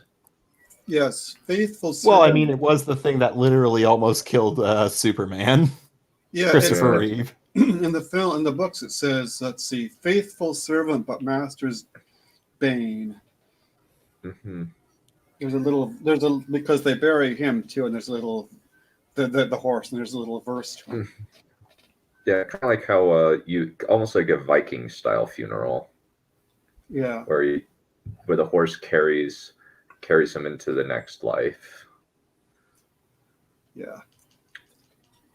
But in the movie, I think it's a little bit better, or at least it's more satisfying, where the Witch King's mount just grabs him and throws him around. I think that's a little bit better, but that's just me. No, it's more thematic. Yeah. Well, cinematic, I guess. Well, cinematic too, yeah. Yeah. Not the same thing. It's not. Yeah, it's definitely not the same thing. There's you don't have faithful steed Master's Bane in the same way, but you just have the Witch King kind of kill him. And I think that one of the best parts is just Bernard Hill just giving this, oh crap, because he knows that he's gonna die. But he's not scared, which is cool. And I think that like Eowyn saying, "I will kill you if you touch him," I think it's a kind of a flowery Shakespearean speech works pretty well in a book. I think it would have been less good in a movie. She said like a whole speech in the book. Oh yeah, it's not long, but it was. I get what you're saying though. But it was like, yeah, the Witch King has no reason not to just kill her right now. Yeah. Yeah, she said, like, it's like, begone, foul Dwemer Lake, Lord of Carrion, leave the dead in peace. Basically, what you saw in the animated Return of the King is basically what happens in the book. Yeah, we don't got time for the whole freaking speech. This thing needs to die like yesterday. Yeah.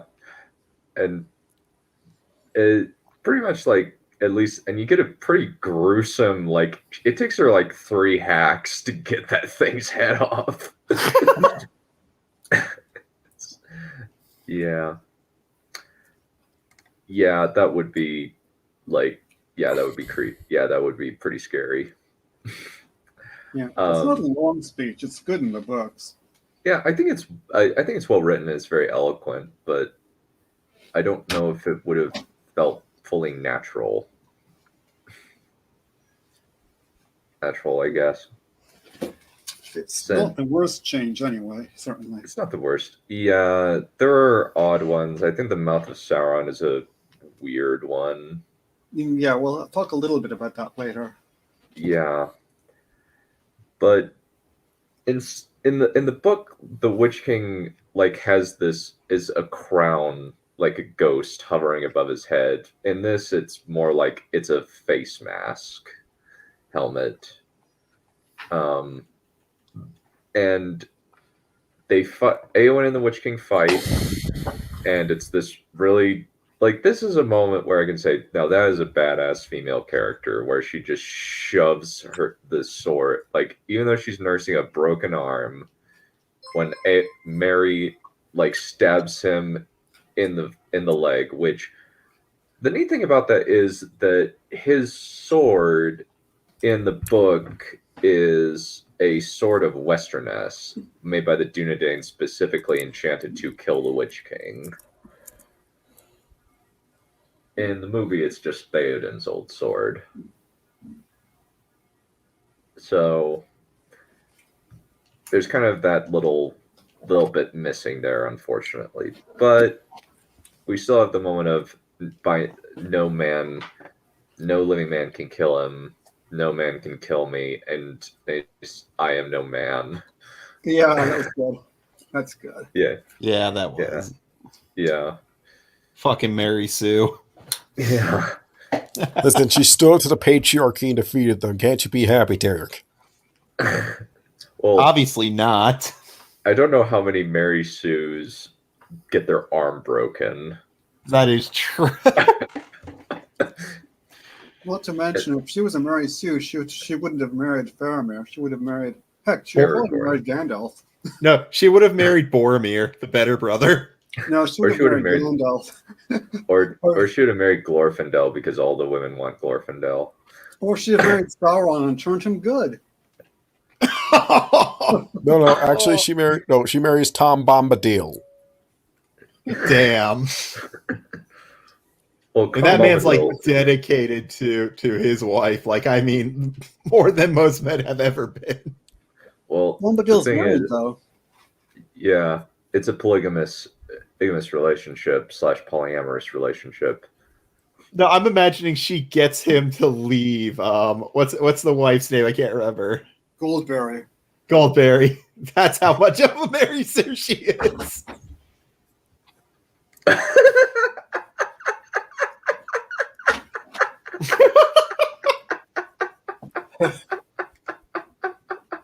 I kind of wish we had Becca on this. This would be funny.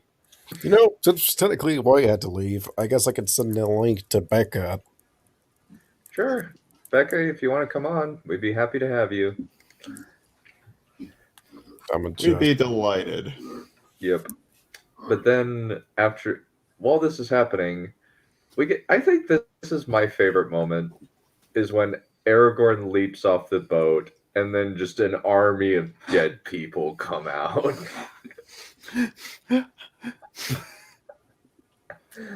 Very well, Bender. I shall give you your army of the damned. Dead people. Yeah. Just Fuck. They just cream everything. They just curb stomp Sauron's fucking army. Oh. Oh, she's baking cookies, huh? Yeah. Bake them cookies, Lucille. Are we going to mention the elephant now? Yeah. Is that where this comes in? Yeah. This is like that's the kind of. It's really silly. It's very cool though. I like it. It is cool, but it's silly. Where he uses the arrows that the Rohirrim have been shooting into this thing's leg to climb up its back, then swings up onto its rump and starts shooting folks until finally he puts one in its skull. Well, no, first he slashes the saddle wrap. Oh yeah. And lets it pull himself up to the top after he drags it down and goes right to the thing's back of its head and just shoots it. But there's a fight. But isn't there a fight on the sorry about that, but isn't there a fight on the back of the elephant too? Yes, there is. Where he's shooting Haradrim, and one actually tries jumping at him with a spear, but then he just dodges it and he just falls into the sea of glowing green dead people. Yeah. So he was obviously cut to pieces on the way down. Yeah. Yeah. There is one neat moment where it's in the background where you see the dead people just swarming over an Oliphant like ants. Like ants up a lion. And just chewing it from the legs up. The Black Gate, also known as the minefield. Oh yeah, they filmed on the Black Gate was filmed on a live minefield. Oh, badass! That's why they don't have horses. Well, they did, but that's why the horses vanish. It was either fly on the minefield or have the horses blow themselves up. You choose. Well, I mean, interesting tangent, just real quick. You know, that sign they have in movies where they say no animals were harmed in the production of this movie. Yeah, that came from the movie Heaven's Gate, where they were launching cannons at the actors and horses, and no, it wasn't cannons. They had dynamite going off for the practical explosion effects, and a horse got caught in it, and you watch the thing on screen or in the shot blow into bits. And that's why we now have that thing. Wow. Yeah. Oh, she's making those cookies for you, Tarek. No, she's teasing me with them. Yeah. The sweets aroma is flying all the way from Britain to here. The sweet sight of something that looks so delicious, yet I cannot touch or smell or taste. Well, you can fix this. Just move over there. That's pretty expensive. Bagatelle. Yeah. But after they have the X up, down, left, right game over at the Battle of the Pelinor Fields. Is the Konami code up, left, down, right, B, A, start.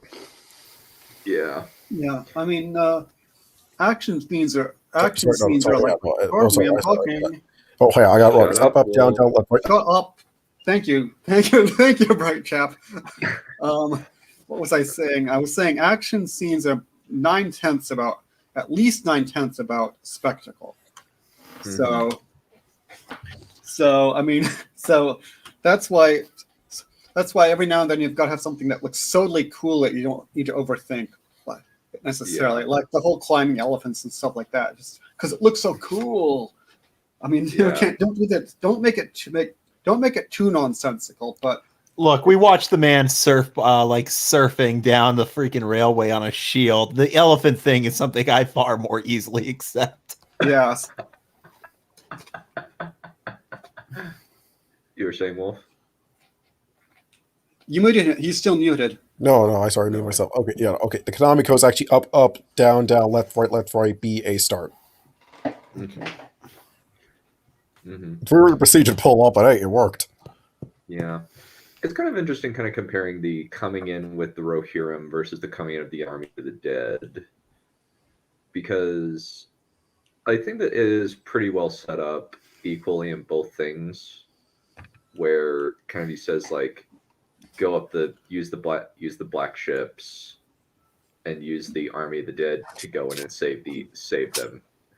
And then he says he just says, please fight for me, protect Gondor, and I'll hold your oath fulfilled. And they decide to head out and be at peace.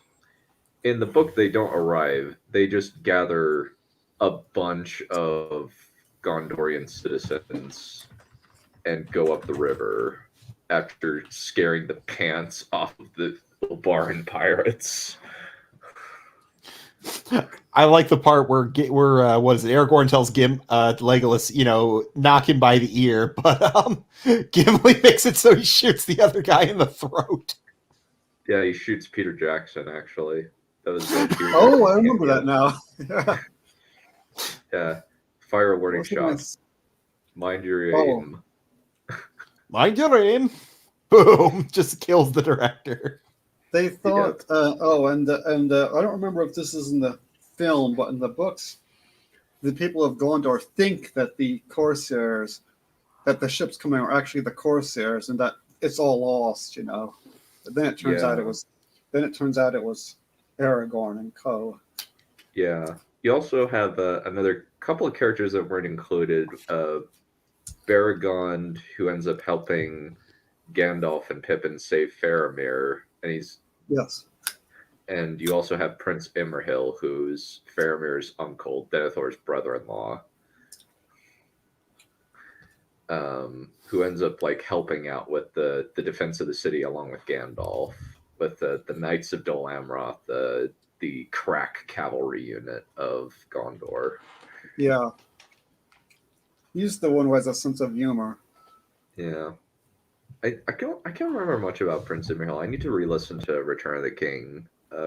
Just re-listen to the books. But I just remember, I mostly remember the Knights of Dol Amroth because they're the best cavalry unit in Battle for Middle-earth.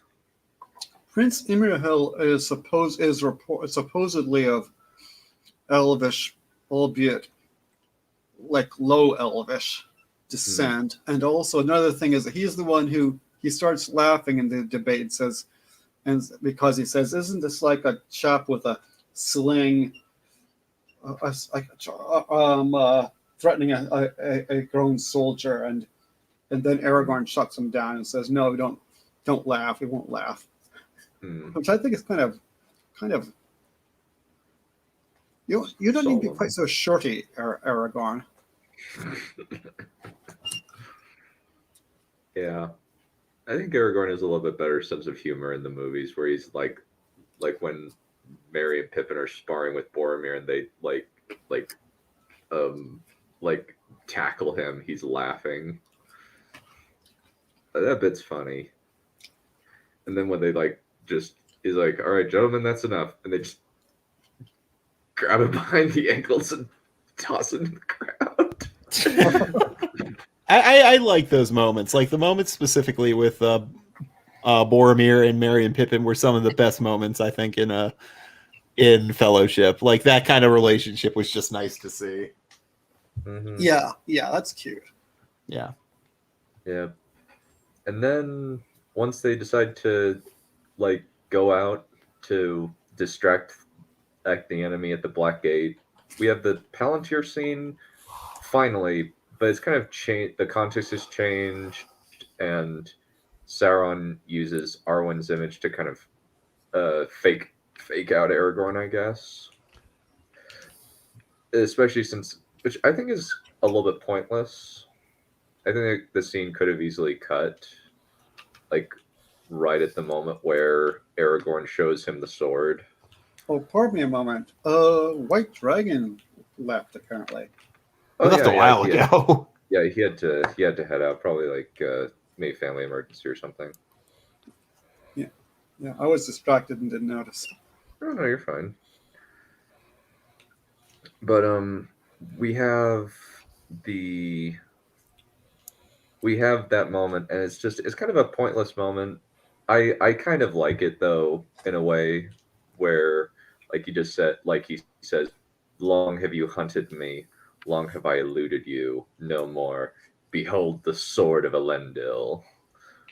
I think that moment is awesome, but it's kind of just a little bit odd when Sauron says, "Hey, look, your girlfriend's dying." It's an odd moment. I'm okay with it, but it's kind of just, it's a little bit odd. I kind of forgot.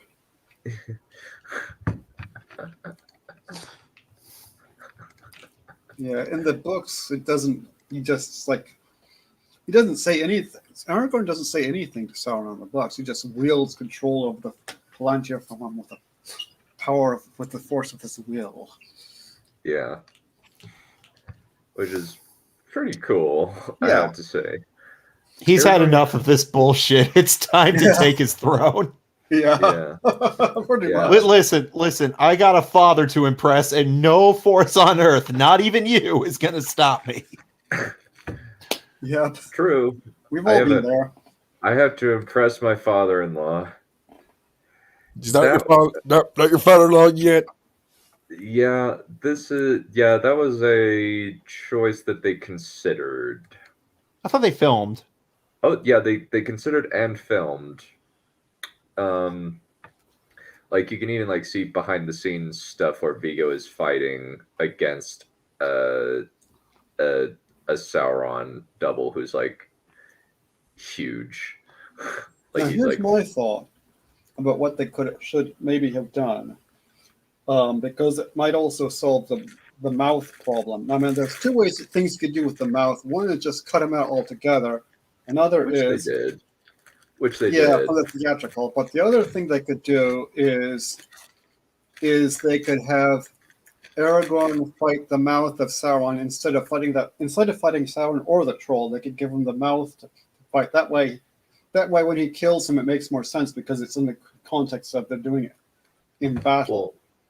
Well, actually, he doesn't kill. It was actually he doesn't everything that you see with the troll is what happened with Sauron. They just edited Sauron out and pasted a troll over Sauron, so he still loses he still would have lost to Sauron. I think the storyboard was that he shoves a sword through Sauron, but since he's incorporeal, nothing happens. Sauron just backhands him. Viggo Mortensen getting pimp slapped. But if you want Aragorn to chop off the mouth of Sauron's head, that's the time to do it in battle. I would agree with that. Yeah, I honestly like.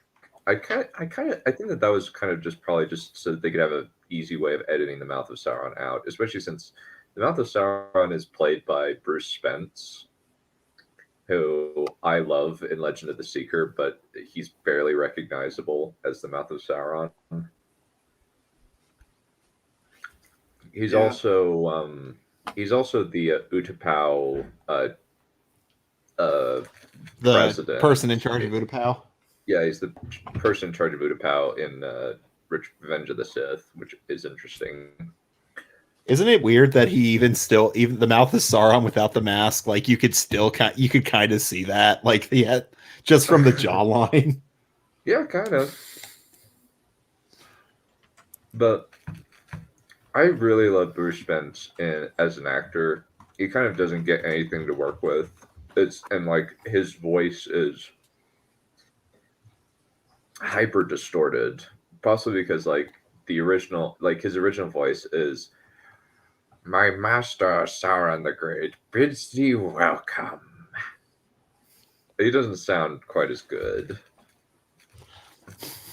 And they were kind of thinking originally having it kind of wasn't working. They just felt like it wasn't working. So they considered rotating the mouth so it was like a vertical mouth rather than a horizontal mouth. Oh, I see. So I heard one person describe it as like a fanged vagina or something like that. Yeah, you can even see like tests where they were kind of doing that with rotating the mouth in just test shots of it. It just looked really weird, but weird in a way that doesn't work. So what they decided to do was they just cut out what they did actually end up doing along with the gelatin. The gelatin's actually would split whenever the mouth moved. What they did was they just enlarged it. They just tripled the size of the mouth. Huh. Oh, I guess I'm free again. Yeah, what they did was they tripled the size of the mouth so the scars would look like more pronounced and the mouth would look weirder. But I got a question. Valerian, you mentioned an issue with the mouth of Sauron. What was the issue? The way that Aragorn chopped off his head at a parley, it didn't seem like the kind of thing Aragorn would do, which is why I thought it might be better to have him do it in battle. Mm-hmm. I don't know. It just seems to me like he knew this was it wasn't going to end any other way. There was no other way to end other than bloodshed, and he might as well get the first kill. That's not how these. I don't think that's how these people think. No. I don't think I didn't have a problem with it just simply due to the fact I don't have a problem with that simply due to the fact that anything that comes out of Mordor, especially something with the name Mouth of Sauron, this thing literally speaks for Satan. There is kind of no other option here. And I know in the book they let him go back, and Pippin thinks about saying, "Hey, I want to be at level with Old Mary by killing that evil messenger." Because I want to rank up really quick here. Yeah, and it would have been easy enough to add something in the books where somebody kills him. I'm not sure why. He just sort of goes away after that. But it kind of vanishes. But they would do it in battle, not at a parley. These people, the kind of people Aragorn and Gandalf are, they just wouldn't do it at a parley. They just have really strict moral codes here. Yeah, even if they're angry about Frodo, him taunting them with the fact that with Frodo's mithril shirt. fair enough. I personally don't see the problem with it because again, we're at war, and it's not really so much a parlay as it is just an excuse to threaten Aragorn. And not only that, but the idea of a parlay is you're making a deal. Well, if the one thing you want is dead, then there's nothing to negotiate. And also, like, they do, like, he says, like, hey, and also, like, he's just coming out there. He's not, like, making any deals or terms. Like, he yeah, so it's not really a parlay. It's more like it's posturing. But he says, I am an ambassador, I may not be killed. And then Gandalf says, where such rules apply, is also the custom for ambassadors to use more courtesy. But no one has threatened you yet. Yeah, that's... And then he tells him to go away. Yeah, for your embassy yeah, that's in the book. I remember that. Then he tells him, now go because your embassy is over and death is near you. Mm-hmm. So, but they would, but no, that's not the kind of thing good guys in Tolkien. That's not the kind of thing Tolkien would do, I agree, but this is Jackson's adaptation of Tolkien. Well, yes, but it's Tolkien's vision. Where they go away from Tolkien's vision, they usually make it worse. At points, yeah, I would agree. There are some points where that is definitely true. I'm not saying every detail has to be the same, but where they go away from the actual vision, the themes, the spirit of what Tolkien wanted. I got you. Yeah, it's kind of like basically Tolkien's good guys are populated by a horde of Ned Starks. That reference is completely lost on me. He's pretty much he's basically like the most honorable like dude in A Song of Ice and Fire. Okay. And he basically dies because he doesn't do anything he refuses to do anything underhanded. Yeah, also he's very naive and hey, I'll tell Cersei she'll be scared and run away. Well, no, because she is more powerful in power on King's Landing than you do. So yeah. The worst part is that I have legitimately no reason to watch that show now to get these references. You can watch it. You can read the books. The books are like 1 through 3 are really solid. 4 shaky, pretty good, but there's some shakiness. It's kind of tangent the book, and then 5 is all the characters you missed in book 4 doing mostly boring things in book 5. Either boring or awful or both.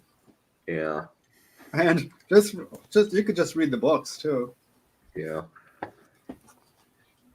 And while that's going on, we then cut to Sam and Frodo and Gollum's story, which is pretty much mostly from the book with with one exception, and that is Frodo tells Sam to leave while they're on the I believe it's the Winding Stair. I think one of those. Isn't this the scene after Gollum destroys what's left of the elven bread? Yeah, he destroys the food, and he plays a bit. Well, off screen, he played a game of soggy biscuits with them. And then he frames Sam for it. That's a little stupid. It's not the worst thing, but it's a little stupid. Oh my god! I agree. Yeah. What? That he frames Sam for it? And that whole little bit was kind of stupid. It's kind of a little plot cul-de-sac. I think it's mostly designed to like make Frodo like alone. Like that's exactly the idea. Like, yeah, that's what it is. It's kind of a little bit contrived in order for that to happen. I do not think it's contrived at all, personally, because at this point, these two are tired. They are clearly not thinking rationally. That rationality went out with the fucking Two Towers, because they've been doing this for over a year now. I've been in situations of high stress like that, so trust me, there is nothing unreasonable. Nothing will be reasonable at this point. Well, maybe it's just like Sam like actually leaving. even that it's a little bit odd. All right, But that's it fair. is That's like, fair again, enough. Yeah. Yeah, since Sam, I don't think Sam would leave. I think he would just follow behind. Which he did. He was actually leaving, and then he finds the broken up lembas bread, and then he just turns around and goes right back. And Frodo probably would. I mean, even if Frodo did send him away, it probably wouldn't last long. I mean, he probably wouldn't. He probably would change his mind after a few minutes. Yeah, but after that, we get to Shelop's lair, which is almost exactly from the book Sans Sam coming in, where that is freaky. Like, that is still freaky even now. I don't like big arthropods. Yeah. Who does? I remember watching it with a good friend of mine who she's absolutely scared spitless of spiders. So when this scene came up, she was like, "Ah!" and just hid under the blanket we were using, just to keep herself from like seeing it. Probably 1 second. White Dragon's back. Hi. I've been here. How did you not know she was here? Are you? Oh my god! Hang on, it's blaring already. A geriatric. Wolf Chap, can you Don? Can you mute Wolf Chap for just 1 second? Thank you. I told him to stop doing that. It's not. Believe it or not, I don't know why you find the idea of the fact someone older than you suffering and dying to be so entertaining, but it's not quite that funny. Well, there are people that I do imagine that, but you, Valerian, are not one of them. You're a lovable curmudgeon, which will. Oh no, I just like to poke fun at you. Oh, this is such a touching moment in the story. Indeed. I like you, Valerian. We all like Valerian. Valerian is life. No, without the no comment, something would feel empty. If I didn't have my trauma every week, where would I be? Yeah, if we didn't. For Valerian, I would not. Listen, Valerian here makes up a lot of our jokes. Yep. Yeah, he's our comedy quote factory. Someone's got to do it. It's a dirty job, but someone has to do it. No, it's Really. It's okay. You can like Wolf as long as he's not obnoxious. You can like him. You can still like Wolf. Yeah. Well. Yeah, we can take Wolf out with the trash, so it's fine. Yeah. I would like to see you try. That's what he did. And now, I think it's time we gave that filthy, slobbering mongrel of yours his shot! Attack! Rapid fire flurry!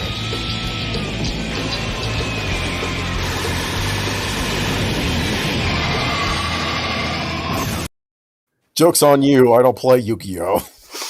Okay, he's had his shot. Uh-huh. Krypton had its chance. Oh, wait. Wrong I don't think you understand something about me. You're going to need to get within 5 feet of me with that needle before I don't stab you with it first. Well, yeah. Valerian. Well, the thing is, Valerian, you being the comic book factory is a dirty job. Me attempting to be a comedy quote assembly line is usually the dirty job. No comment, but yes. Yeah. True. Yeah, that was an interesting choice in Shadow of War, where she's a shapeshifter. I have no idea why they made that decision of all things. Well, Shelop in the parody that we did some years ago, she's kind of also a hot woman with an exotic accent. She talks like these. But I think she talks like the Russian, yes. But she's also a giant spider at the same time as being a hot girl. Yeah, so essentially Shadow of War read your parody and decided, oh, this is an interesting idea. Let's rip this guy off. Something like that. Yeah, this is Shelop in Shadow of War. She just shapes into a spider when she wants to. And apparently she and Sauron were in a relationship together. Oh yeah, we had that. Well, yeah, we had that. That was in the parody too. I will fight you. But yeah, we get the moment where Mar, I'm rooting for you. Yeah. And then we get to Frodo finally escapes and he throws Gollum. The interesting thing about Gollum is that he's kind of morally gray in the Two Towers, but then like he's still fascinating in Return of the King, but he's kind of more just gone down the I am a villain now. Like, yeah. I want the ring. Like, I'm done. Yep, Gollum won out. Uh-huh. What's that sound? That would be somebody typing. Oh, okay. That's from here, not from... That's not from my flat. Okay, good. Mm-hmm. Since... I think, like, it's kind of an interesting discussion. I think that Tolkien, like... there are some people... I think school movies... I listened to their really old Return of the King video a long time ago. That's like, I think like 3-4 hours long. And he said that like, I don't fully agree with that Tolkien dropped the ball on Gollum and that Gollum should have like redeemed himself at the end. I don't agree with that. Not everybody needs to redeem themselves. Yeah, since Gollum is a bad person to begin with, and he doesn't really have a moral compass. And if you betray him in his mind, you don't really deserve his loyalty. Yeah, it's really sad in the books. I don't think this comes out in the film. In the books, he almost repents. And if Sam had seen him, they would have. He would look like an old hobbit. Yeah. He almost became his old self for like half a second. Then it went away because Sam said, "Hey, sneak, sneak, sneak," and then Gollum said, "Sneak, sneak, sneak, sneak, sneak." Yeah. Basically. Yeah, that's a good point. I missed that part. Yeah, that's a good point. And it is kind of sad because Gollum ends up like trying to kill Frodo, but then like Frodo like tosses him, and then he disappears until Mount Doom. Though in the books, it's like they see Gollum trailing after them at a few points while they're like traipsing through Mordor, which is a large section of the second half of Return of the King, where they're just thirsty and dehydrated and exhausted and cold. Not to mention that Frodo's fighting off the ring still. Mm-hmm. Like if Sam like so much as offers to carry it, he just will freak out and say, "Get away from me." Yeah. Lord. I got to tell you though, I think of all the things, they are probably not cold. That's kind of the weird thing about Mordor is that during the day it's raging hot, but then at night it's freezing cold. Really? Yeah. Yeah, it's even referenced in the Return of the King animated. This hellish Mordor first sears you, then it freezes you. Oh, I remember that actually, yeah. Huh. I never thought about it like that. Yeah, I think that might be what happens in I think it does get cold like that in the desert at nighttime. Oh, it does, yeah. I think so.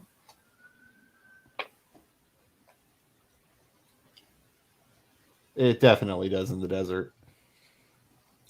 Or Frodo. So, like, I have actually been to a lava field, and it's really cool. And, like, as soon as you get close to the lava, like, it like, feels like a sauna. Interesting. Yeah, it looks like, it actually looks like a melted ice cream. Like, it has the it looks like it's melted ice cream flowing over, like, the rocks. It's really interesting. Huh. It just like slowly like flows towards you, and like if you like drop it's like such a thin viscous like surface that if you get to the top, just put a stick in the top and poke it through, like just fire will just shoot out little bits of fire. But if you just toss a flat rock into it, it'll just like poop, almost like it's putty.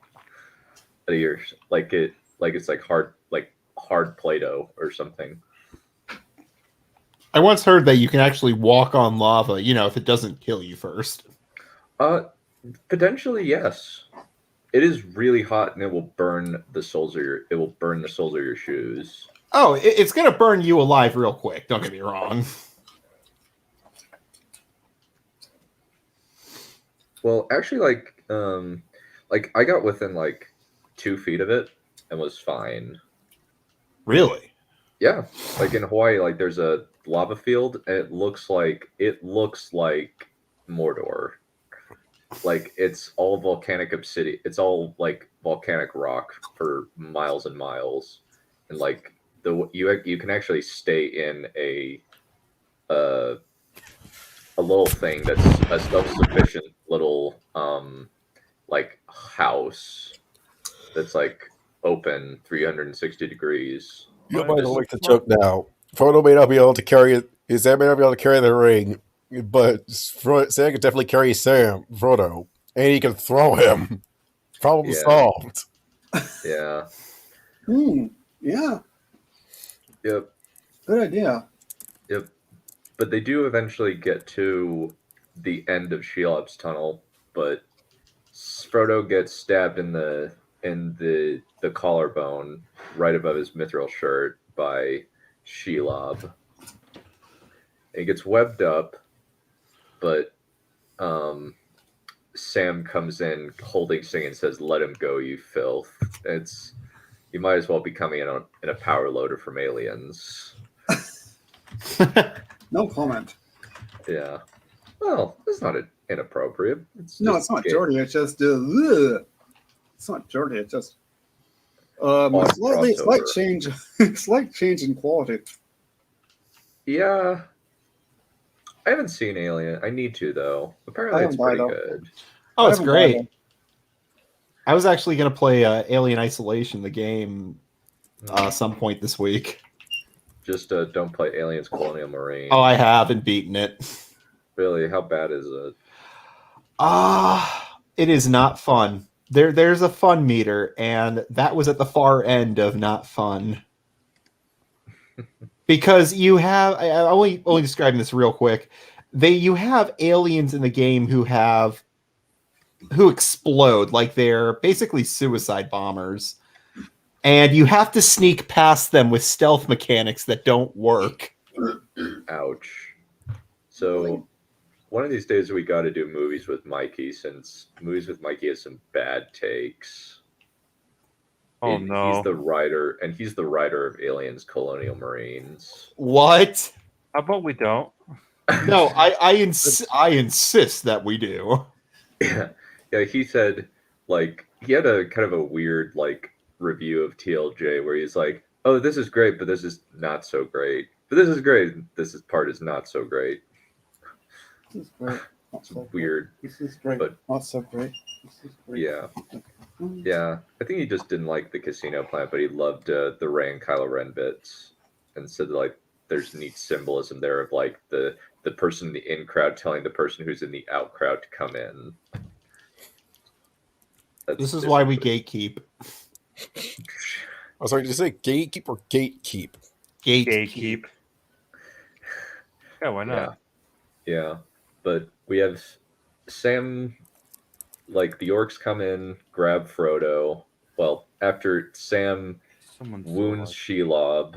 It's actually interesting that in the book it's described as, like, no blade had ever pierced Shelob, but the thing was she wasn't putting all of her weight down on an elven blade.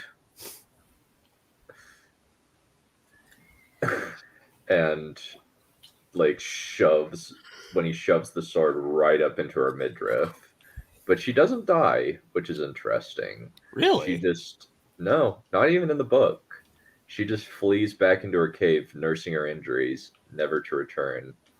And it's finally she feels fear at Air because she's basically the child of this ancient demigoddess, evil demigoddess or something. Like she's a another corrupted giant Lair, spider.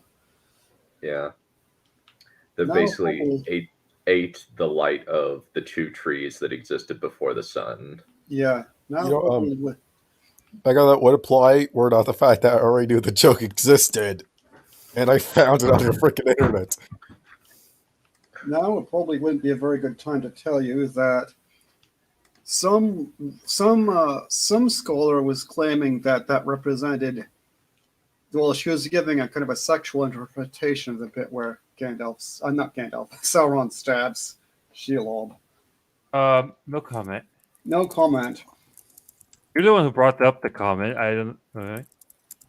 I know, but I had to mention it. Mm-hmm. I lost my free will. Wait, you have free will? Yeah, usually. Oh, It was expensive. huh. Looks like Smudcast is covering a video entitled "Character Development is Overrated." Oh, I wonder where that could be from.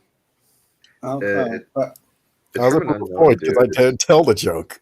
Technically, it wasn't even my joke. which joke are you even talking about? I am no come at me, bro. Witch King, Eowyn. I am no bro. Oh, Yeah, that's kind of the interesting thing about it is we have Eowyn. Well, no, we have like that loophole, kind of almost like Macbeth. Like it seems like Tolkien like doesn't like Macbeth very much. he's not a big fan of Shakespeare in general. Yeah, like when. Oh, that's the wrong one. But I think in particular Macbeth, because like the Witch King is definitely like a twist on the Macbeth thing, where instead of no woman born can kill Macbeth, it's that no man can kill the Witch King, and then a woman and a hobbit kill him. Yeah, he Well, he was correct. Technically, it wasn't a man that killed him. he didn't then- like the witches in Macbeth. He thought they were vulgar, kind of trashy. That's interesting. And he also was very disappointed. He thought that like with the tree, he thought the like Bram wood coming to Dunstan, I believe. Dunstan Noble. Yeah, Burnham Wood will come to Dunsinane.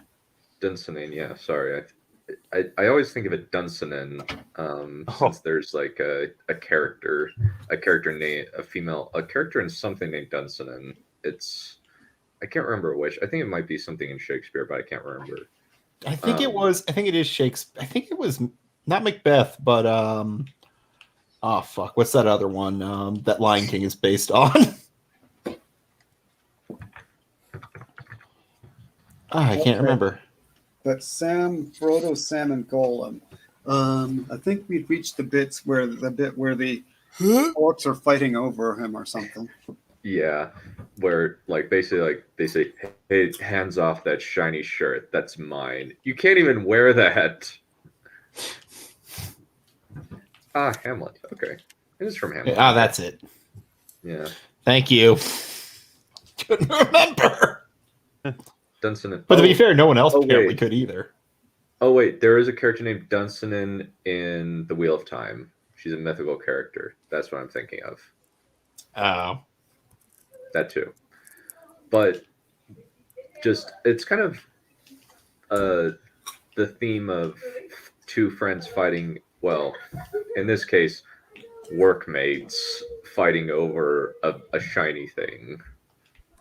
Yeah, the orcs have a bit more. The orcs have more personality in the books. I'm not sure if that could have been replicated in the films or not. Maybe it could have been. I think that part of it's just like if they're saying like, "Hey, let's get out of here. This job sucks. We need to get better, man. We need to go somewhere where we can make our own jobs with blackjack and hookers." Pretty much. Pretty much. Mm-hmm. It would have kind of like I don't know how that would have been taken. It would have been interesting. I think it would work better in a TV show. In a movie, you kind of have to streamline things and kind of simplify the the bad guys that have kind of been characterless mobs for the most part. Yeah, the orcs are basically, you know, I think they're called mooks or something. Mooks. Mooks, yeah. Yeah, they're mooks. That's generally like generic henchmen. Yeah. Yeah, like So, generic evils. Even maybe not even mooks, maybe just minions. That's what they are, yeah. Minions and mooks is basically the same thing. It's just the minions is the more refined colloquial term. Yes. But yeah, like I think the guy playing Gorbag, the kind of hunched over orc, the guy playing him like does all these like little ticks and stuff. It's really neat. Like as he like plays this orc and just gives him a lot of personality, even though he's a fairly simple character. Good for him. Yeah, just in how he like moves his face and works with the prosthetics. Kind of almost how Jim Carrey as the Grinch works with his prosthetics. Though I imagine like Jim Carrey had a worse time because this is just Hate. Double hate. Loathe entirely. Quite right. Mm-hmm. But the fight in the tower kills most of the orcs, which I think is kind of just a commentary by Tolkien. Is just that evil kind of sows the seeds of its own destruction, really, by just fighting each other, whereas good is united. Yeah, they basically all hate each other. They hate the good people even more, but they hate each other. Yeah, and it was kind of in the book. It was kind of the Morgul people in the Morgul Vale versus the Carathungal orcs. Yeah, It was kind of a battle between two different orc clans over this shirt. Yeah, I thought it was a little sad. Sad. Yeah, because Shraga and Gorbag are getting along so well, and then suddenly, you know, they find a shiny shirt. Yoink! Hands up! That shiny shirt. That's mine. Calm down there, Dr. Claw. That's my best imitation. That was Dr. Claw. That was a really good Dr. Claw. Well, that's the same as in the movie. That orc was doing a pretty good Dr. Claw impression, I guess. That's my normal voice. Yeah. Damn. What are you doing with this voice? I don't want to frighten you too much. Yeah, he is an eldritch abomination. I am fully well aware of that. Yeah, but I'm trying not to traumatize you too much. Yeah, he doesn't want to drive us too mad. Oh. Not yet. Listen, Becca, I love you, sweetheart, but you can't stop me. Many have tried, and you will not succeed. Don't be a Shun the trash. non-believer, Charlie. Shun the non-believer, Charlie. Stop being cats, both of you. Tip-top and all that. All that, my loves. Not horribly. Pip, and Cheerios. Okay, that's so wrong. I don't think Cheerio, not Cheerios. I know what it is. I don't think I've ever heard an accent that bad before. I was wrong. There you go. Cheerio. Pretty much. Go. Just go. Just go find yourself in a trunk and then drive the car in the back. Just die painfully. Yeah. Well, we all will at some point. Anyway, we finally get to kind of the climax, and this is subversion of expectations done right, where Frodo doesn't toss in the ring. He gives up and puts it on because it is too much to handle anymore. He can't resist. His will is utterly spent. What's fun about it is this the case in the film too? I don't remember because it was just a couple of nights ago. But in the books, he suddenly speaks in a clearer voice than he'd ever used before in his entire life. He sounds more in control of himself than he ever had before. Where he's totally under control of the ring. I don't remember that being quite the case in the films. I would agree with that. He said he just kind of turns around and just stares at Sam, looking like a creep as he like pulls the ring off of the chain and says, "The ring is mine." And I do have to say that I like the line from the book. I have come, but I choose now not to do what I have come to do, or something along those lines. Yes. The ring is mine. Mm-hmm. Oh my gosh.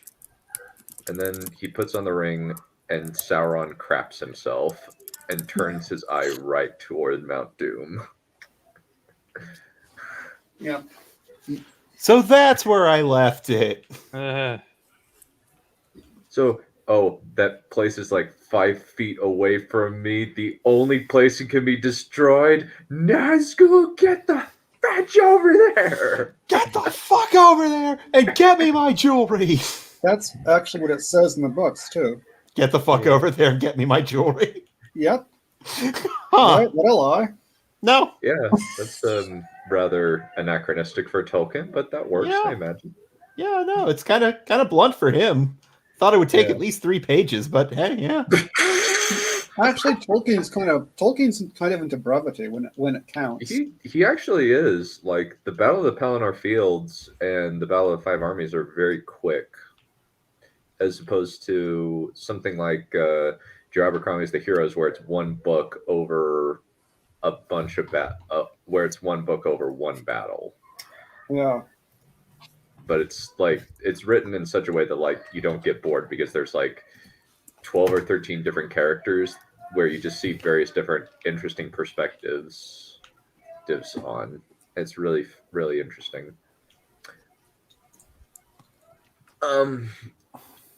But in the book and the movie, there are 2 different ways that the ring gets destroyed. In the movie, Gollum leaps onto Frodo, bites off the ring, same in both versions. But then in the book, Frodo is just lying on the ground, nursing his mutilated hand. So the bite happens in both versions. Yep. Yes.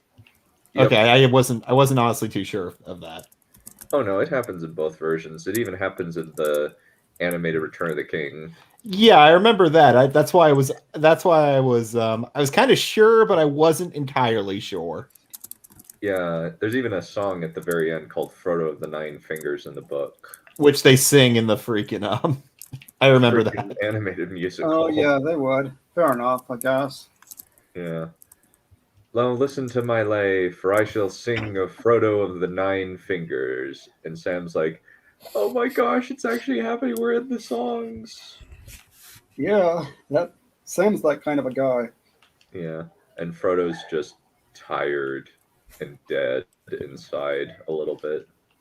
Yeah, I think Frodo at that point is in a slightly better. He's in a slightly better mood. It's mostly when he gets to the Shire, and like every year the wound hurts. Yeah. The wound never heals, and it hurts. I think one of my first experiences with The Lord of the Rings was actually the BBC radio drama, where you have Ian Holm, the guy who played Bilbo, playing Frodo. Cool. And I think one of the best moments is actually near the end, where it's talking about how Frodo feels so down, and he's just screams out, "Where shall I find rest? Where shall I find rest?" And it's a really, really sad moment. Yeah. And the same moment happens where it's just, how do you go on? But I kind of love the raw emotion in Ian Holmes screaming that line out. It really kind of sells just how much pain this poor character is. This poor little hobbit who shouldn't have had to go through any of this. Yeah. And it very much kind of even though Tolkien, I know Tolkien hates allegory, but it seems Frodo's trauma is very applicable to Tolkien's own experiences with war and death. Yeah. Yeah, that must have had an influence. Yeah, it must have. Yeah, you don't really go through something like that without trying to work through it in some measure. Yeah. Also, Tolkien didn't object to applicability, just to allegory. Yeah, that's why I said he preferred applicability, not rather than allegory. Like he says, I don't like allegory because I don't like it being like direct correlations with one thing. Yes. Like I don't like the author saying like this is an allegory for X. I like applicability to various things. Yes. Well, I think his biggest issue is that it's, like if you reveal what the allegory is, that's kind of the single way to view the text. Right. Then once you tell people, but if you let them interpret it. Mm-hmm. Yeah. And then in the movie, Frodo is fighting Gollum over the ring in the movie, whereas in the book, Gollum just trips and falls. Wait, really? No, really. In the books, there's a brief moment in the books where they're fighting. Well, it's when Frodo's invisible, but Frodo's out of the game once Gollum bites the ring off. Oh, right. Okay. Since it's actually pretty close in the animated Return of the King to the book, where Gollum bites off the ring, and Frodo's down for the count, just nursing his maimed hand. And Sam's saying, "My poor master," and then Gollum runs off of the edge because he's dancing with happiness. Yeah, and then he falls in. Yep. And in the movie, it's more that in their struggle over the ring, kind of almost like Smeagol and Deagle. Now it's Frodo and Gollum. They fall over the edge together because they're so enamored with the ring. It really pulls that. Really pulls off that message Frodo said in Two Towers, where he said, "If Smeagol can get better, I can only hope Smeagol can get better," because he is just becoming Smeagol again. Mm-hmm. Yeah. Yeah. And unfortunately, Smeagol decides not to, because Smeagol is not a very good person. No. He was a selfish person to begin with. He's a selfish, petty person who was a spoiled brat by his grandma, his grandma gave him everything he wanted. Is that revealed in the book? Yep. Huh. Yeah, Gandalf interrogated Gollum while Gollum was in Mirkwood, being held by the elves. And that's where he learns all the backstory of the ring.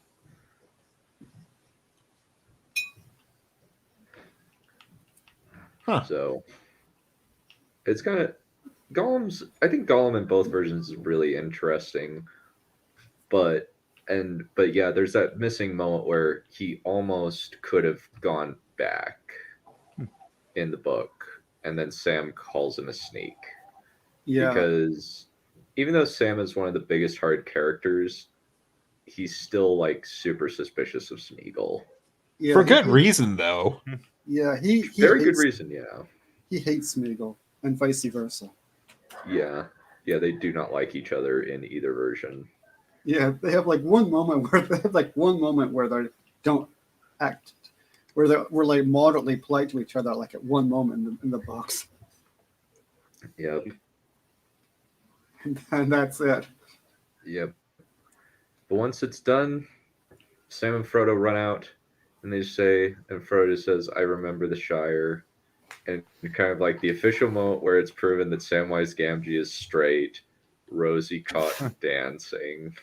That proves nothing. You skipped over a fair bit. Yeah, true. What else? There's 6 trillion different endings. Oh, we haven't gotten to that yet. Yeah, because Rose isn't in Mordor. At least I don't think she is. Yeah, true. I was just thinking, Sam, when Frodo says, "I remember the Shire," Sam says, "Rosie Cotton dancing." If it would have been, I could have married anybody, it would have been her. That's what I'm referring to. Not yeah. He's just confused, Don. He's just confused. Yeah. Leave poor Sam. Yep. None of that subtext. Yeah, I'm just defending Sam as he's definitely straight. There's no homo here. Yep, no homo. That's some disgusting fanfic thing. Well, I shouldn't say disgusting, but anyway, that's some fanficky thing. Fanfic. Deviant fanfic. Let's call it that. /fic. Yeah. That stuff needs to die painfully. Yeah, like me, or worse. Worse than you. Well, that's saying something. So we found something that's more revolting than done. It's about 200,000 megadons of disgusting. Becca's on fire. She's great. Yeah, she's bullying Wolf. Yeah, needs to give Wolf Chop a break. Yeah, he's a normal little wolfy boy. He's got hopes and dreams and physical needs that aren't really being met, but he has a soul. Yeah, his lady isn't, I'm sorry, Hal. What were we talking about with physics again? Nothing. We're fine. Totally. We were saying you're not revolted. You're not as revolted. We're saying you're a good dog. Yeah. Aw. Good. You're a good doggo. Good doggy. Good doggy. Thank you. I regularly bathe. So I don't get your head all over the place. Yep. But then we get to the 6 trillion endings. It's really just 3. I count 4. I think 4 or 5. 6. 4. There's 6. Listen, there's listed. I like the way we can't agree how many endings there are. Okay, so let's count them off. So the fade to black after Frodo and Sam are like standing huddled in Mount Doom, preparing to be eaten alive by lava. Then there's Gandalf rescuing them with the eagle, so that's 2. Then the Broadway musical entrance of the Fellowship into Frodo's sick room. Then we have the coronation of Aragorn. Then Frodo and Sam leaving to Grey Havens. I think that's 5. You forgot about Pippin's bloody conquest of all of Gondor. Like he became a force that not even Sauron could. So well, I am not in line with it. What? So okay, well, that's kind of that's in the alternate universe where David Benioff wrote and directed The Return of the King. Oh, don't talk about that. Basically, what happened was Aragorn unleashed the army of the dead on the whole of Gondor, and then Arwen or Frodo killed him, and then that person got banished, and then Pippin became king. King of all Gondor, yes. Yep. Yep. So now that is how you subvert my expectation. Aragorn has an army of the dead, so Arwen has to be like evil now. Oh, yeah. Cool. Yep. They did one thing that they did decide to cut was the Scouring of the Shire. Now, the Scouring of the Shire, I think, is as close to an allegory as Tolkien ever gets, because the Scouring of the Shire is very much very applicable to the destruction of England, like England's kind of pastoral life and the onrush of industrialization. Yeah, it's also an interesting bit where Lotho buys up everything like some kind of plutocrat. Mm-hmm. And I know that he probably didn't intend this, but I can't help. But he does say Lotho had owned too much stuff, and now he's always buying more. Where he got the money was a mystery, and of course he's getting the money because he's a puppet of Saruman. So I can't help thinking of some tin pot third world dictator who's like Banana Republic or something, except it's Pipeweed Republic. And I know that Tolkien didn't intend that because that didn't even exist yet. But yeah, I can't help thinking of that. It seems as though maybe he was just getting lots of money from selling Saruman weed. Yes. Yeah, he was stealing Saruman weed. Of course, we don't mean weed. I mean it's pipeweed. It's tobacco. It's tobacco. But it's just funny to see. They smoke hobbits. They're just they just eat and smoke weed all day and have sex and have lots and lots of little hobbit babies. That's the life for me. And yep, that came up in the parody too. They called it weed in the parody too. Yep, you guessed it.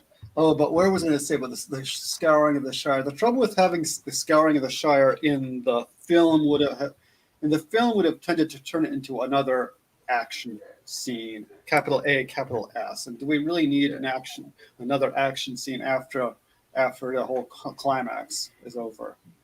Yeah, especially since we've had pretty much the biggest battle in cinema history. And it was long and it was cool, but it's just once you're done, you're a little bit exhausted. And you kind of need a little bit of a cool down after it's all finished. Yeah. I mean, in the books, it makes sense because they go home. Most of it. It's been set up. Yeah, they go home. Yeah, and it's the completion of their arcs, really, especially Merry and Pippin's arcs. Sam and Frodo kind of take a back seat to Merry and Pippin. Yeah, they go home. I mean, they go home thinking they're just gonna come home and they're just gonna relax and but then, oh no, the last stroke of the Battle of the Ring actually comes home. So it's thematically it's very strong. But if you do that in a film, like we say, a whole other action sequence. And especially with a bunch of hobbits versus a bunch of bandits. Yeah, it would have been kind of after Legolas climbing the elephant. It would have been anticlimactic. Yeah. Yeah, and I do love the moment in it's similar to the moment in the book where Aragorn says, "Hey, you may sit on my throne," and tells the people praise him with great praise.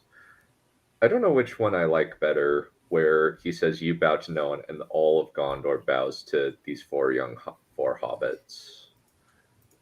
Yeah, that's a good scene. Yeah.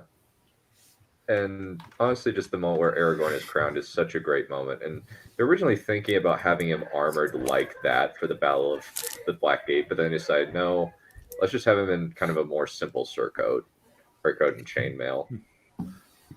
Yeah. And then you kind of have the moment where Frodo, it's very muted, but I think it works well where it's just Frodo is just depressed and lonely because nobody fully understands what he's been through, and he's still kind of missing the ring. Yeah. A little bit. And Sam gets to have a really beautiful wife and a happy family, but Frodo's alone. And Frodo brings Sam to live with him so that Sam isn't feeling torn in two. So it kind of just says, hey, just get married and bring Rosie here to live with you. It would Bag End. And it said that Frodo was the luckiest hobbit, even more than Sam, because Rosie helped Sam to take care of him. Not to mention that Frodo got to have his affair with Rosie. No, it's not an affair if Sam was joining in. It's not an affair if Sam was in the room and watching. No, it wasn't. No, he wasn't watching. He was. There was a giant threesome in the big bed in the middle of Bag End. I shouldn't have mentioned the affair because it encourages you to be even grosser. Now, Mr. Frodo, we're gonna do what I've always wanted to. No. No comment. No comment. Both of you need to die. No comment. And people say Sam isn't gay.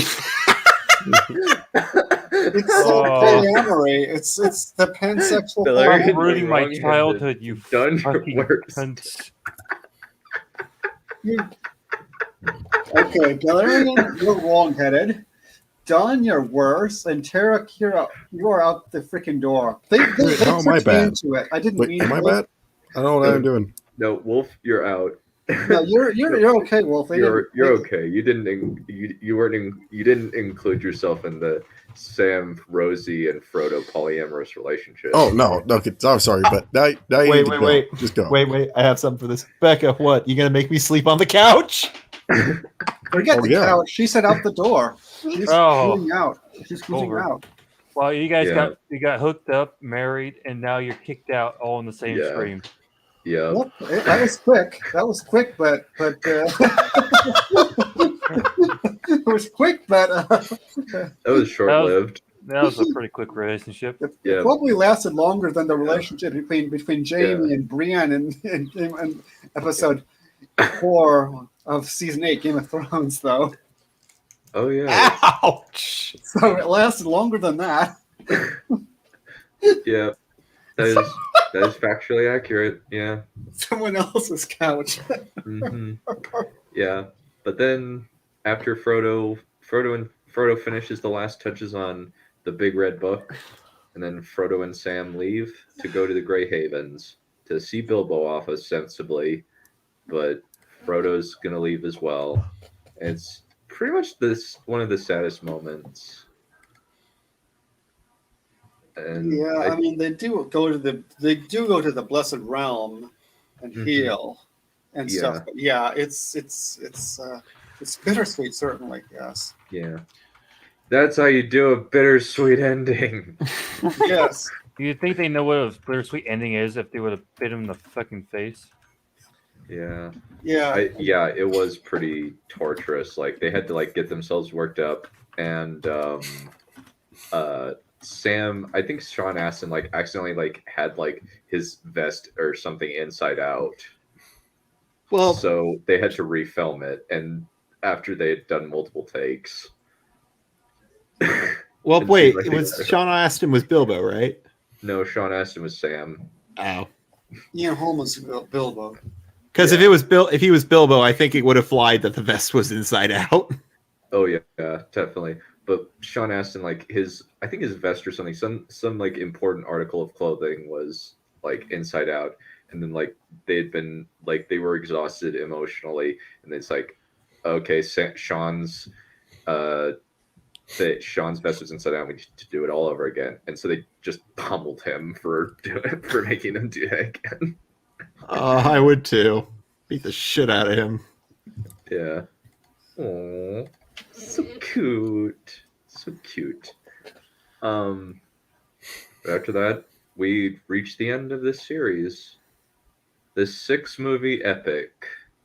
And depression hits. Who the blazes is that chap with the pick? That's just the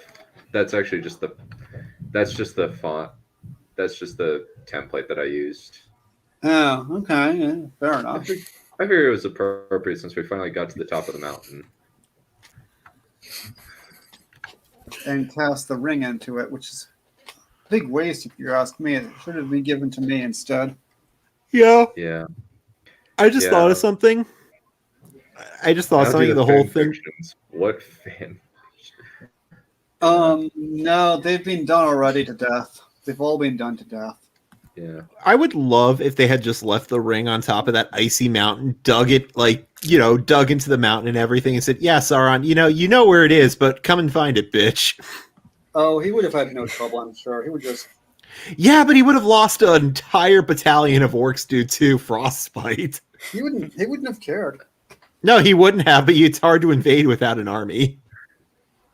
Well, he's probably got globs of other armies. He's got countless globs and globs and globs and globs and globs and globs and globs and globs of orcs.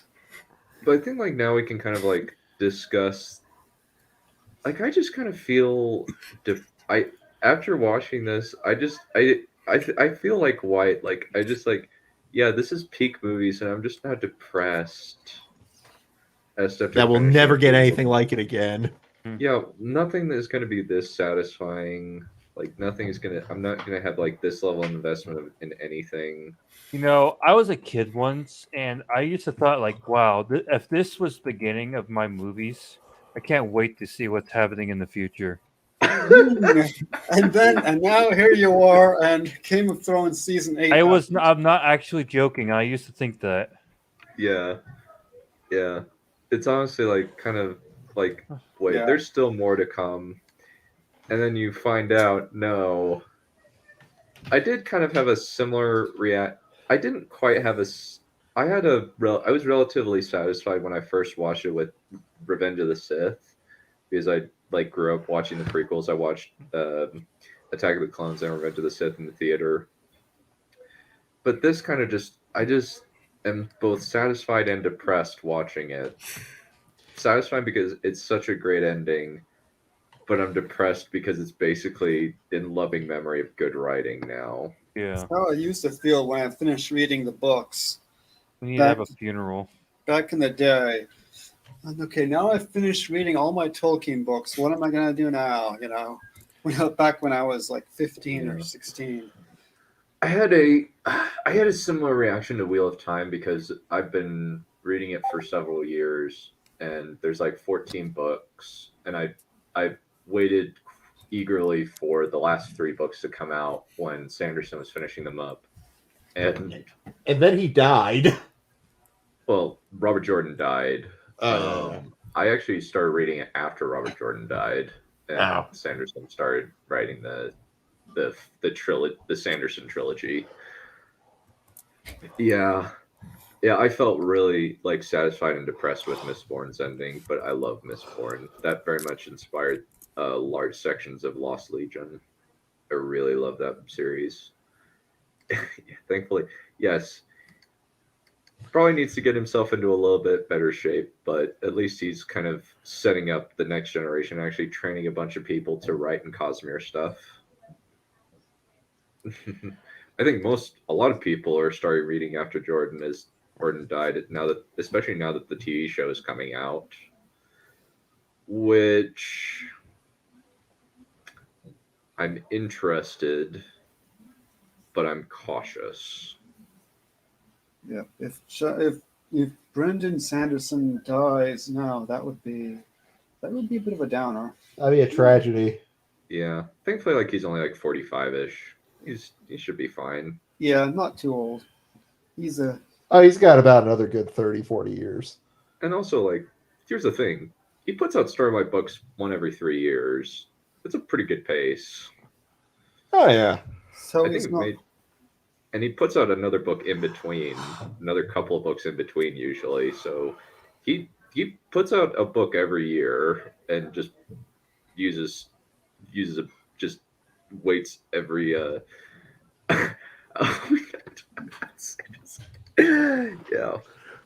I hear he's feeling ill right about now. Jesus. Don't tease like that, man. Terrible. I'm a horrible person. Yes, we are well aware. Well, technically I'm worse, but we kind of ignore that. At least I'm okay. Maybe I'm not worse, but I'm more depraved. Let's go with that. Define depraved. Sadistic and pervy. That's not depraved. That's just called being normal. Depraved, we call depraved being done. That's what we call being depraved. No, being depraved is far worse. Being depraved is when your favorite type of foreplay is kind of gore play. When you imagine people's intestines getting ripped out of their stomachs makes you hard. Well, we learned something about you today, Wolf. No. Well, yeah, you learned something about me. I have a very twisted mind. So, don't quit. Well, now that kind of we've finished, final thoughts on this series of movies, including The Hobbit. Greatest film series that's purely fantasy. Yep. I think it's honestly the best film series, period. The animated version was better. Wrong. You're okay. It's okay, Tarek. We understand that you've been brain damaged. Okay, Becca. All right, Becca. Everybody, list all the things you now know about me. The Russian Hobbit is better. I agree. I completely agree. I was going to say that. The Russian Hobbit's the best. Yes, it is indeed a lull factory, and that is why it is the best. In all seriousness, I believe Lord of the Rings is truly the last great epic movie that will be made. And I say that because making that movie was a huge risk, and the way they did it was an even bigger risk. Mm-hmm. By all accounts, it should not have been as big or as successful as it was, given that fantasy like this generally was never the most popular thing. I know Lord of the Rings is the highest selling book of all time, but to normies and the normal audience, it's kind of like a very niche thing in comparison because people don't read often. So the fact this exploded the way it did kind of shows the staying power of this franchise, but also the film industry was in a different space at the time. We will never probably see anything like this again, thanks in part to Game of Thrones and The Witcher being on Netflix and HBO. So again, in my opinion, this is the last great epic in cinema. It's true. We didn't have that. I don't think we had that kind of streaming thing when the films came out. I don't think that we didn't. No. Yeah, YouTube didn't exist. Yeah, YouTube didn't exist. Netflix kind of pioneered things in around 2011, I think. 2011, yeah. And like that was a unique thing that where like you got like all of this available to you, and also just the fact that Peter Jackson had a lot of creative control over Lord of the Rings, as opposed to The Hobbit, where there was a lot of like studio interference with The Hobbit. There was like 5 involved in the making. Yeah, SpaceX's correct. They're too depraved. They're far too depraved. Didn't they force him to make 3 films where he wanted to make 2? Yep. Yeah. Yep. They forced him to make 3 films, and they forced the love triangle in it because of reshoots. Yeah. So basically, #release the Jackson cut. Yeah. So if it had just been Jackson, it would probably still have been flawed, but it would have been much, much better. Yeah, I think partially it's just because one of the problems was just the fact that they wanted 3 films because they wanted to make more money. Because on the first one, Harvey Weinstein would have taken a large cut, and it wouldn't have looked as good on their tax returns. Harvey Weinstein, no comment. Oh yeah, no comment there. No comments. Yeah. He's kind of one of those non-controversial people. I guess. Yeah, non-controversial because everybody agrees on him. Everyone agrees that he's a scumrot. But let's. Yeah. The couch exists. Yeah. But it's just kind of like now, I think that we will never get anything like this again. Like, and even before that, I think the best one was Willow. Like the best fantasy movie to come out was Willow before Lord of the Rings. I never saw Willow. Neither did I. That's interesting because it was the story treatment was done by George Lucas. I know. Yeah. Well, let's put that on the movie list. Let's watch Willow. Yeah, we'll watch that. I know we'll have to do. I want to do something with Amazon marketing since that's the hardest part of writing. Honestly, is the marketing bit, and I want to like do what I can to like help people out with that, and also like figure out how to make a plan and do it myself, and kind of even like kind of work out a plan with you guys to kind of like figure out how we can do some marketing for all of our stuff and kind of like continuously help each other when our stuff is being published. Once I finally make something after doing nothing in months of writing. Well, Battle of the Seven Suns is coming out in June, and Dragon Blaster is coming out in July or August. So, Yay.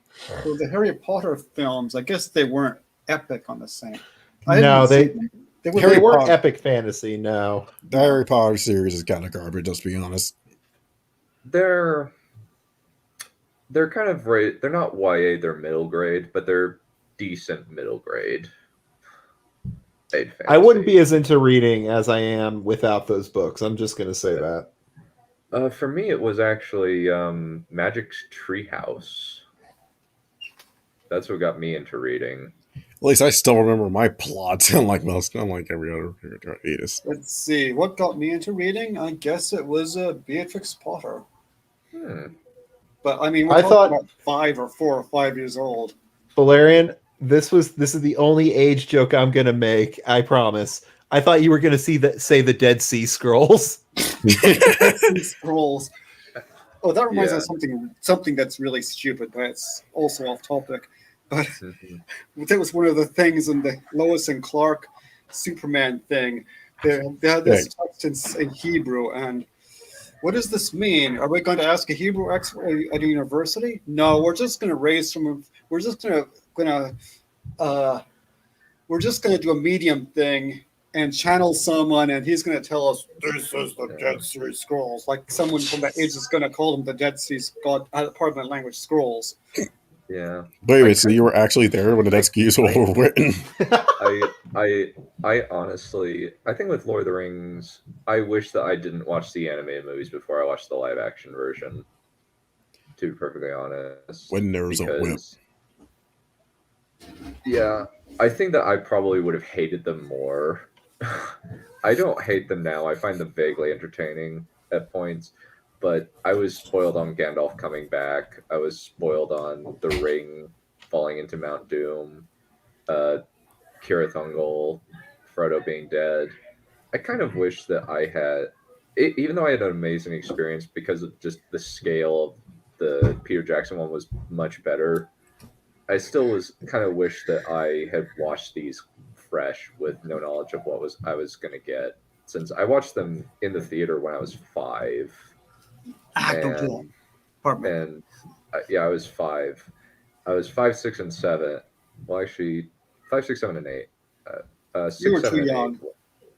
No, I was not. That was the best experience I've ever had. That's just your opinions to die. Carry on. Yeah, like just there's nothing inappropriate. I will show my kids Lord of the Rings when they get to 7 and 8, because that's the perfect age to watch these movies. Yeah, not for the books though. The books are I would say make them watch it when they're 5. Like, you won't want them to be innocent for very long. You need to corrupt it. Yeah. Yeah. I think that it is kind of just depressing because, like, this is never, ever going to, like, be written. But listen, the most we can hope for is that somehow all the horrible writers in Hollywood get axed, and then it's never going to happen. There's too much nepotism. Yep. Yeah, the thing is, people aren't going to. Our only hope, really, to make something as good as Lord of the Rings is just don't be them. Just do us, and maybe someday we'll be recognized. Yeah, the thing is, people aren't going to write like Tolkien did either. They're just not going to write that kind of epic fantasy. It's going to be, if they do it, it's going to be like Martin and stuff, where there's lots of sex or even Sanderson. Sanderson's pretty close in terms of, like, at least, like, he's definitely very clean. He's clean. He's not the stylist that Tolkien is. I would definitely agree with that. And every writer is unique to themselves and should never try to imitate one another. Yeah. That's also true. But I think, like, the Stormlight Archive and Wheel of Time, I think Wheel of Time was, like, the epic for the 90s and then continued to the 2010s. Just by virtue of the fact that it's 14 books that are about 700 to 1,000 pages long. 700 to 1,000 pages long. And that's as close to, like, that was really satisfying for me, and I'm honestly really excited for Stormlight 5. But Stormlight is currently, like, the closest thing to a modern day epic as Lord of the Rings. Yeah. Yeah, it's the closest. Yeah, just by virtue of, like, yeah, especially, like, the scale and the complexity, especially since, like, it's a planet, like, the Cosmere is a planet spanning journey, a planet spanning universe. Yeah, you're correct on that, Becca. I think imitation is a good teacher. And your favorite author design to inspire you to make your greatest works, but always try to stand on your own 2 feet. I would agree. No, yeah. Like, I like Sanderson's style, and I like Martin's style to a certain extent, but I definitely couldn't get, like, that crass as Martin does. like in terms of the language and stuff. Oops, it looks like I'm going to have a moment. All right. Well, I need to get my groceries. I'll be back. Well, we should probably conclude it there. I think we're pretty much finished. Yeah, I think so.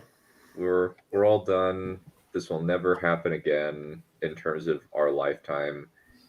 And the world is a much lesser place for sad it. music, some funeral music. Yeah, I think I'll just do. You can't be serious! Yep. Die, please. Okay. Well, we'll just kind of be. This will kind of be finished, and unfortunately, here it ends by the shores of the sea. And I think that we're all going to have to. I think that just the main thing right now is just make our own stuff. The closest that we've come in movies is Marvel Cinematic Universe, and Endgame is kind of Tisme. I would still. I like Endgame. And I like Endgame too, but I don't know if it's necessarily as satisfying as this. No, it's not. But you know what? That last 20 minutes, it's all you ever wanted to see. It is definitely like fan service to the max. We know exactly what you've all been waiting for. Honestly, if I were to be honest, looking back at like the music of Endgame, it's kind of underwhelming for me. It's kind of like, I think it's like good enough for what it is my perspective on Endgame. It's just, I don't like watching it. After like maybe the second time, I just had enough of it. It's a good movie to watch in a crowd. At least I think it is. I watched it once by myself, and another time with my mother. And I was like, I don't want to watch this anymore because it's just a slog. Yeah. I think the last 20 minutes are kind of where like the movie picks up, and kind of that's the best part. We'll kind of have we'll have an endings discussion at another time and how to write them. I think that might be a fun story to write. Maybe I might spoil some of my endings, so if you don't want to read my stuff, that's totally fine. Or if you don't care about being spoiled about the ending of certain parts of my books, that'll be a fun one though. But we have to get going. Balerion has to leave. But this was fun. We've talked about as much in depth about these movies as you can, and we will miss you all. Yeah, and it's kind of hard to talk about these movies like from a critic. I mean, at least not for me. A critical perspective, because they're so close to our hearts, and I can do a little bit. Balerion's the best out of all of us with that, because he's the book purist. Well, also because the book isn't a beloved childhood memory for me. The films aren't a beloved childhood memory for me. Yeah. I was like in my 30s when they came out. So nice. I'm a bit more detached. Yeah. But did they measure up to the Dead Sea Scrolls? No, nothing is quite like the Dead Sea Scrolls. But you know, the really best thing was that cave painting in the year 58,000 BC. There's nothing ever been like that. Damn. Alrighty. Well, on that note, I have to say, go! Holy shit. Okay, we're going.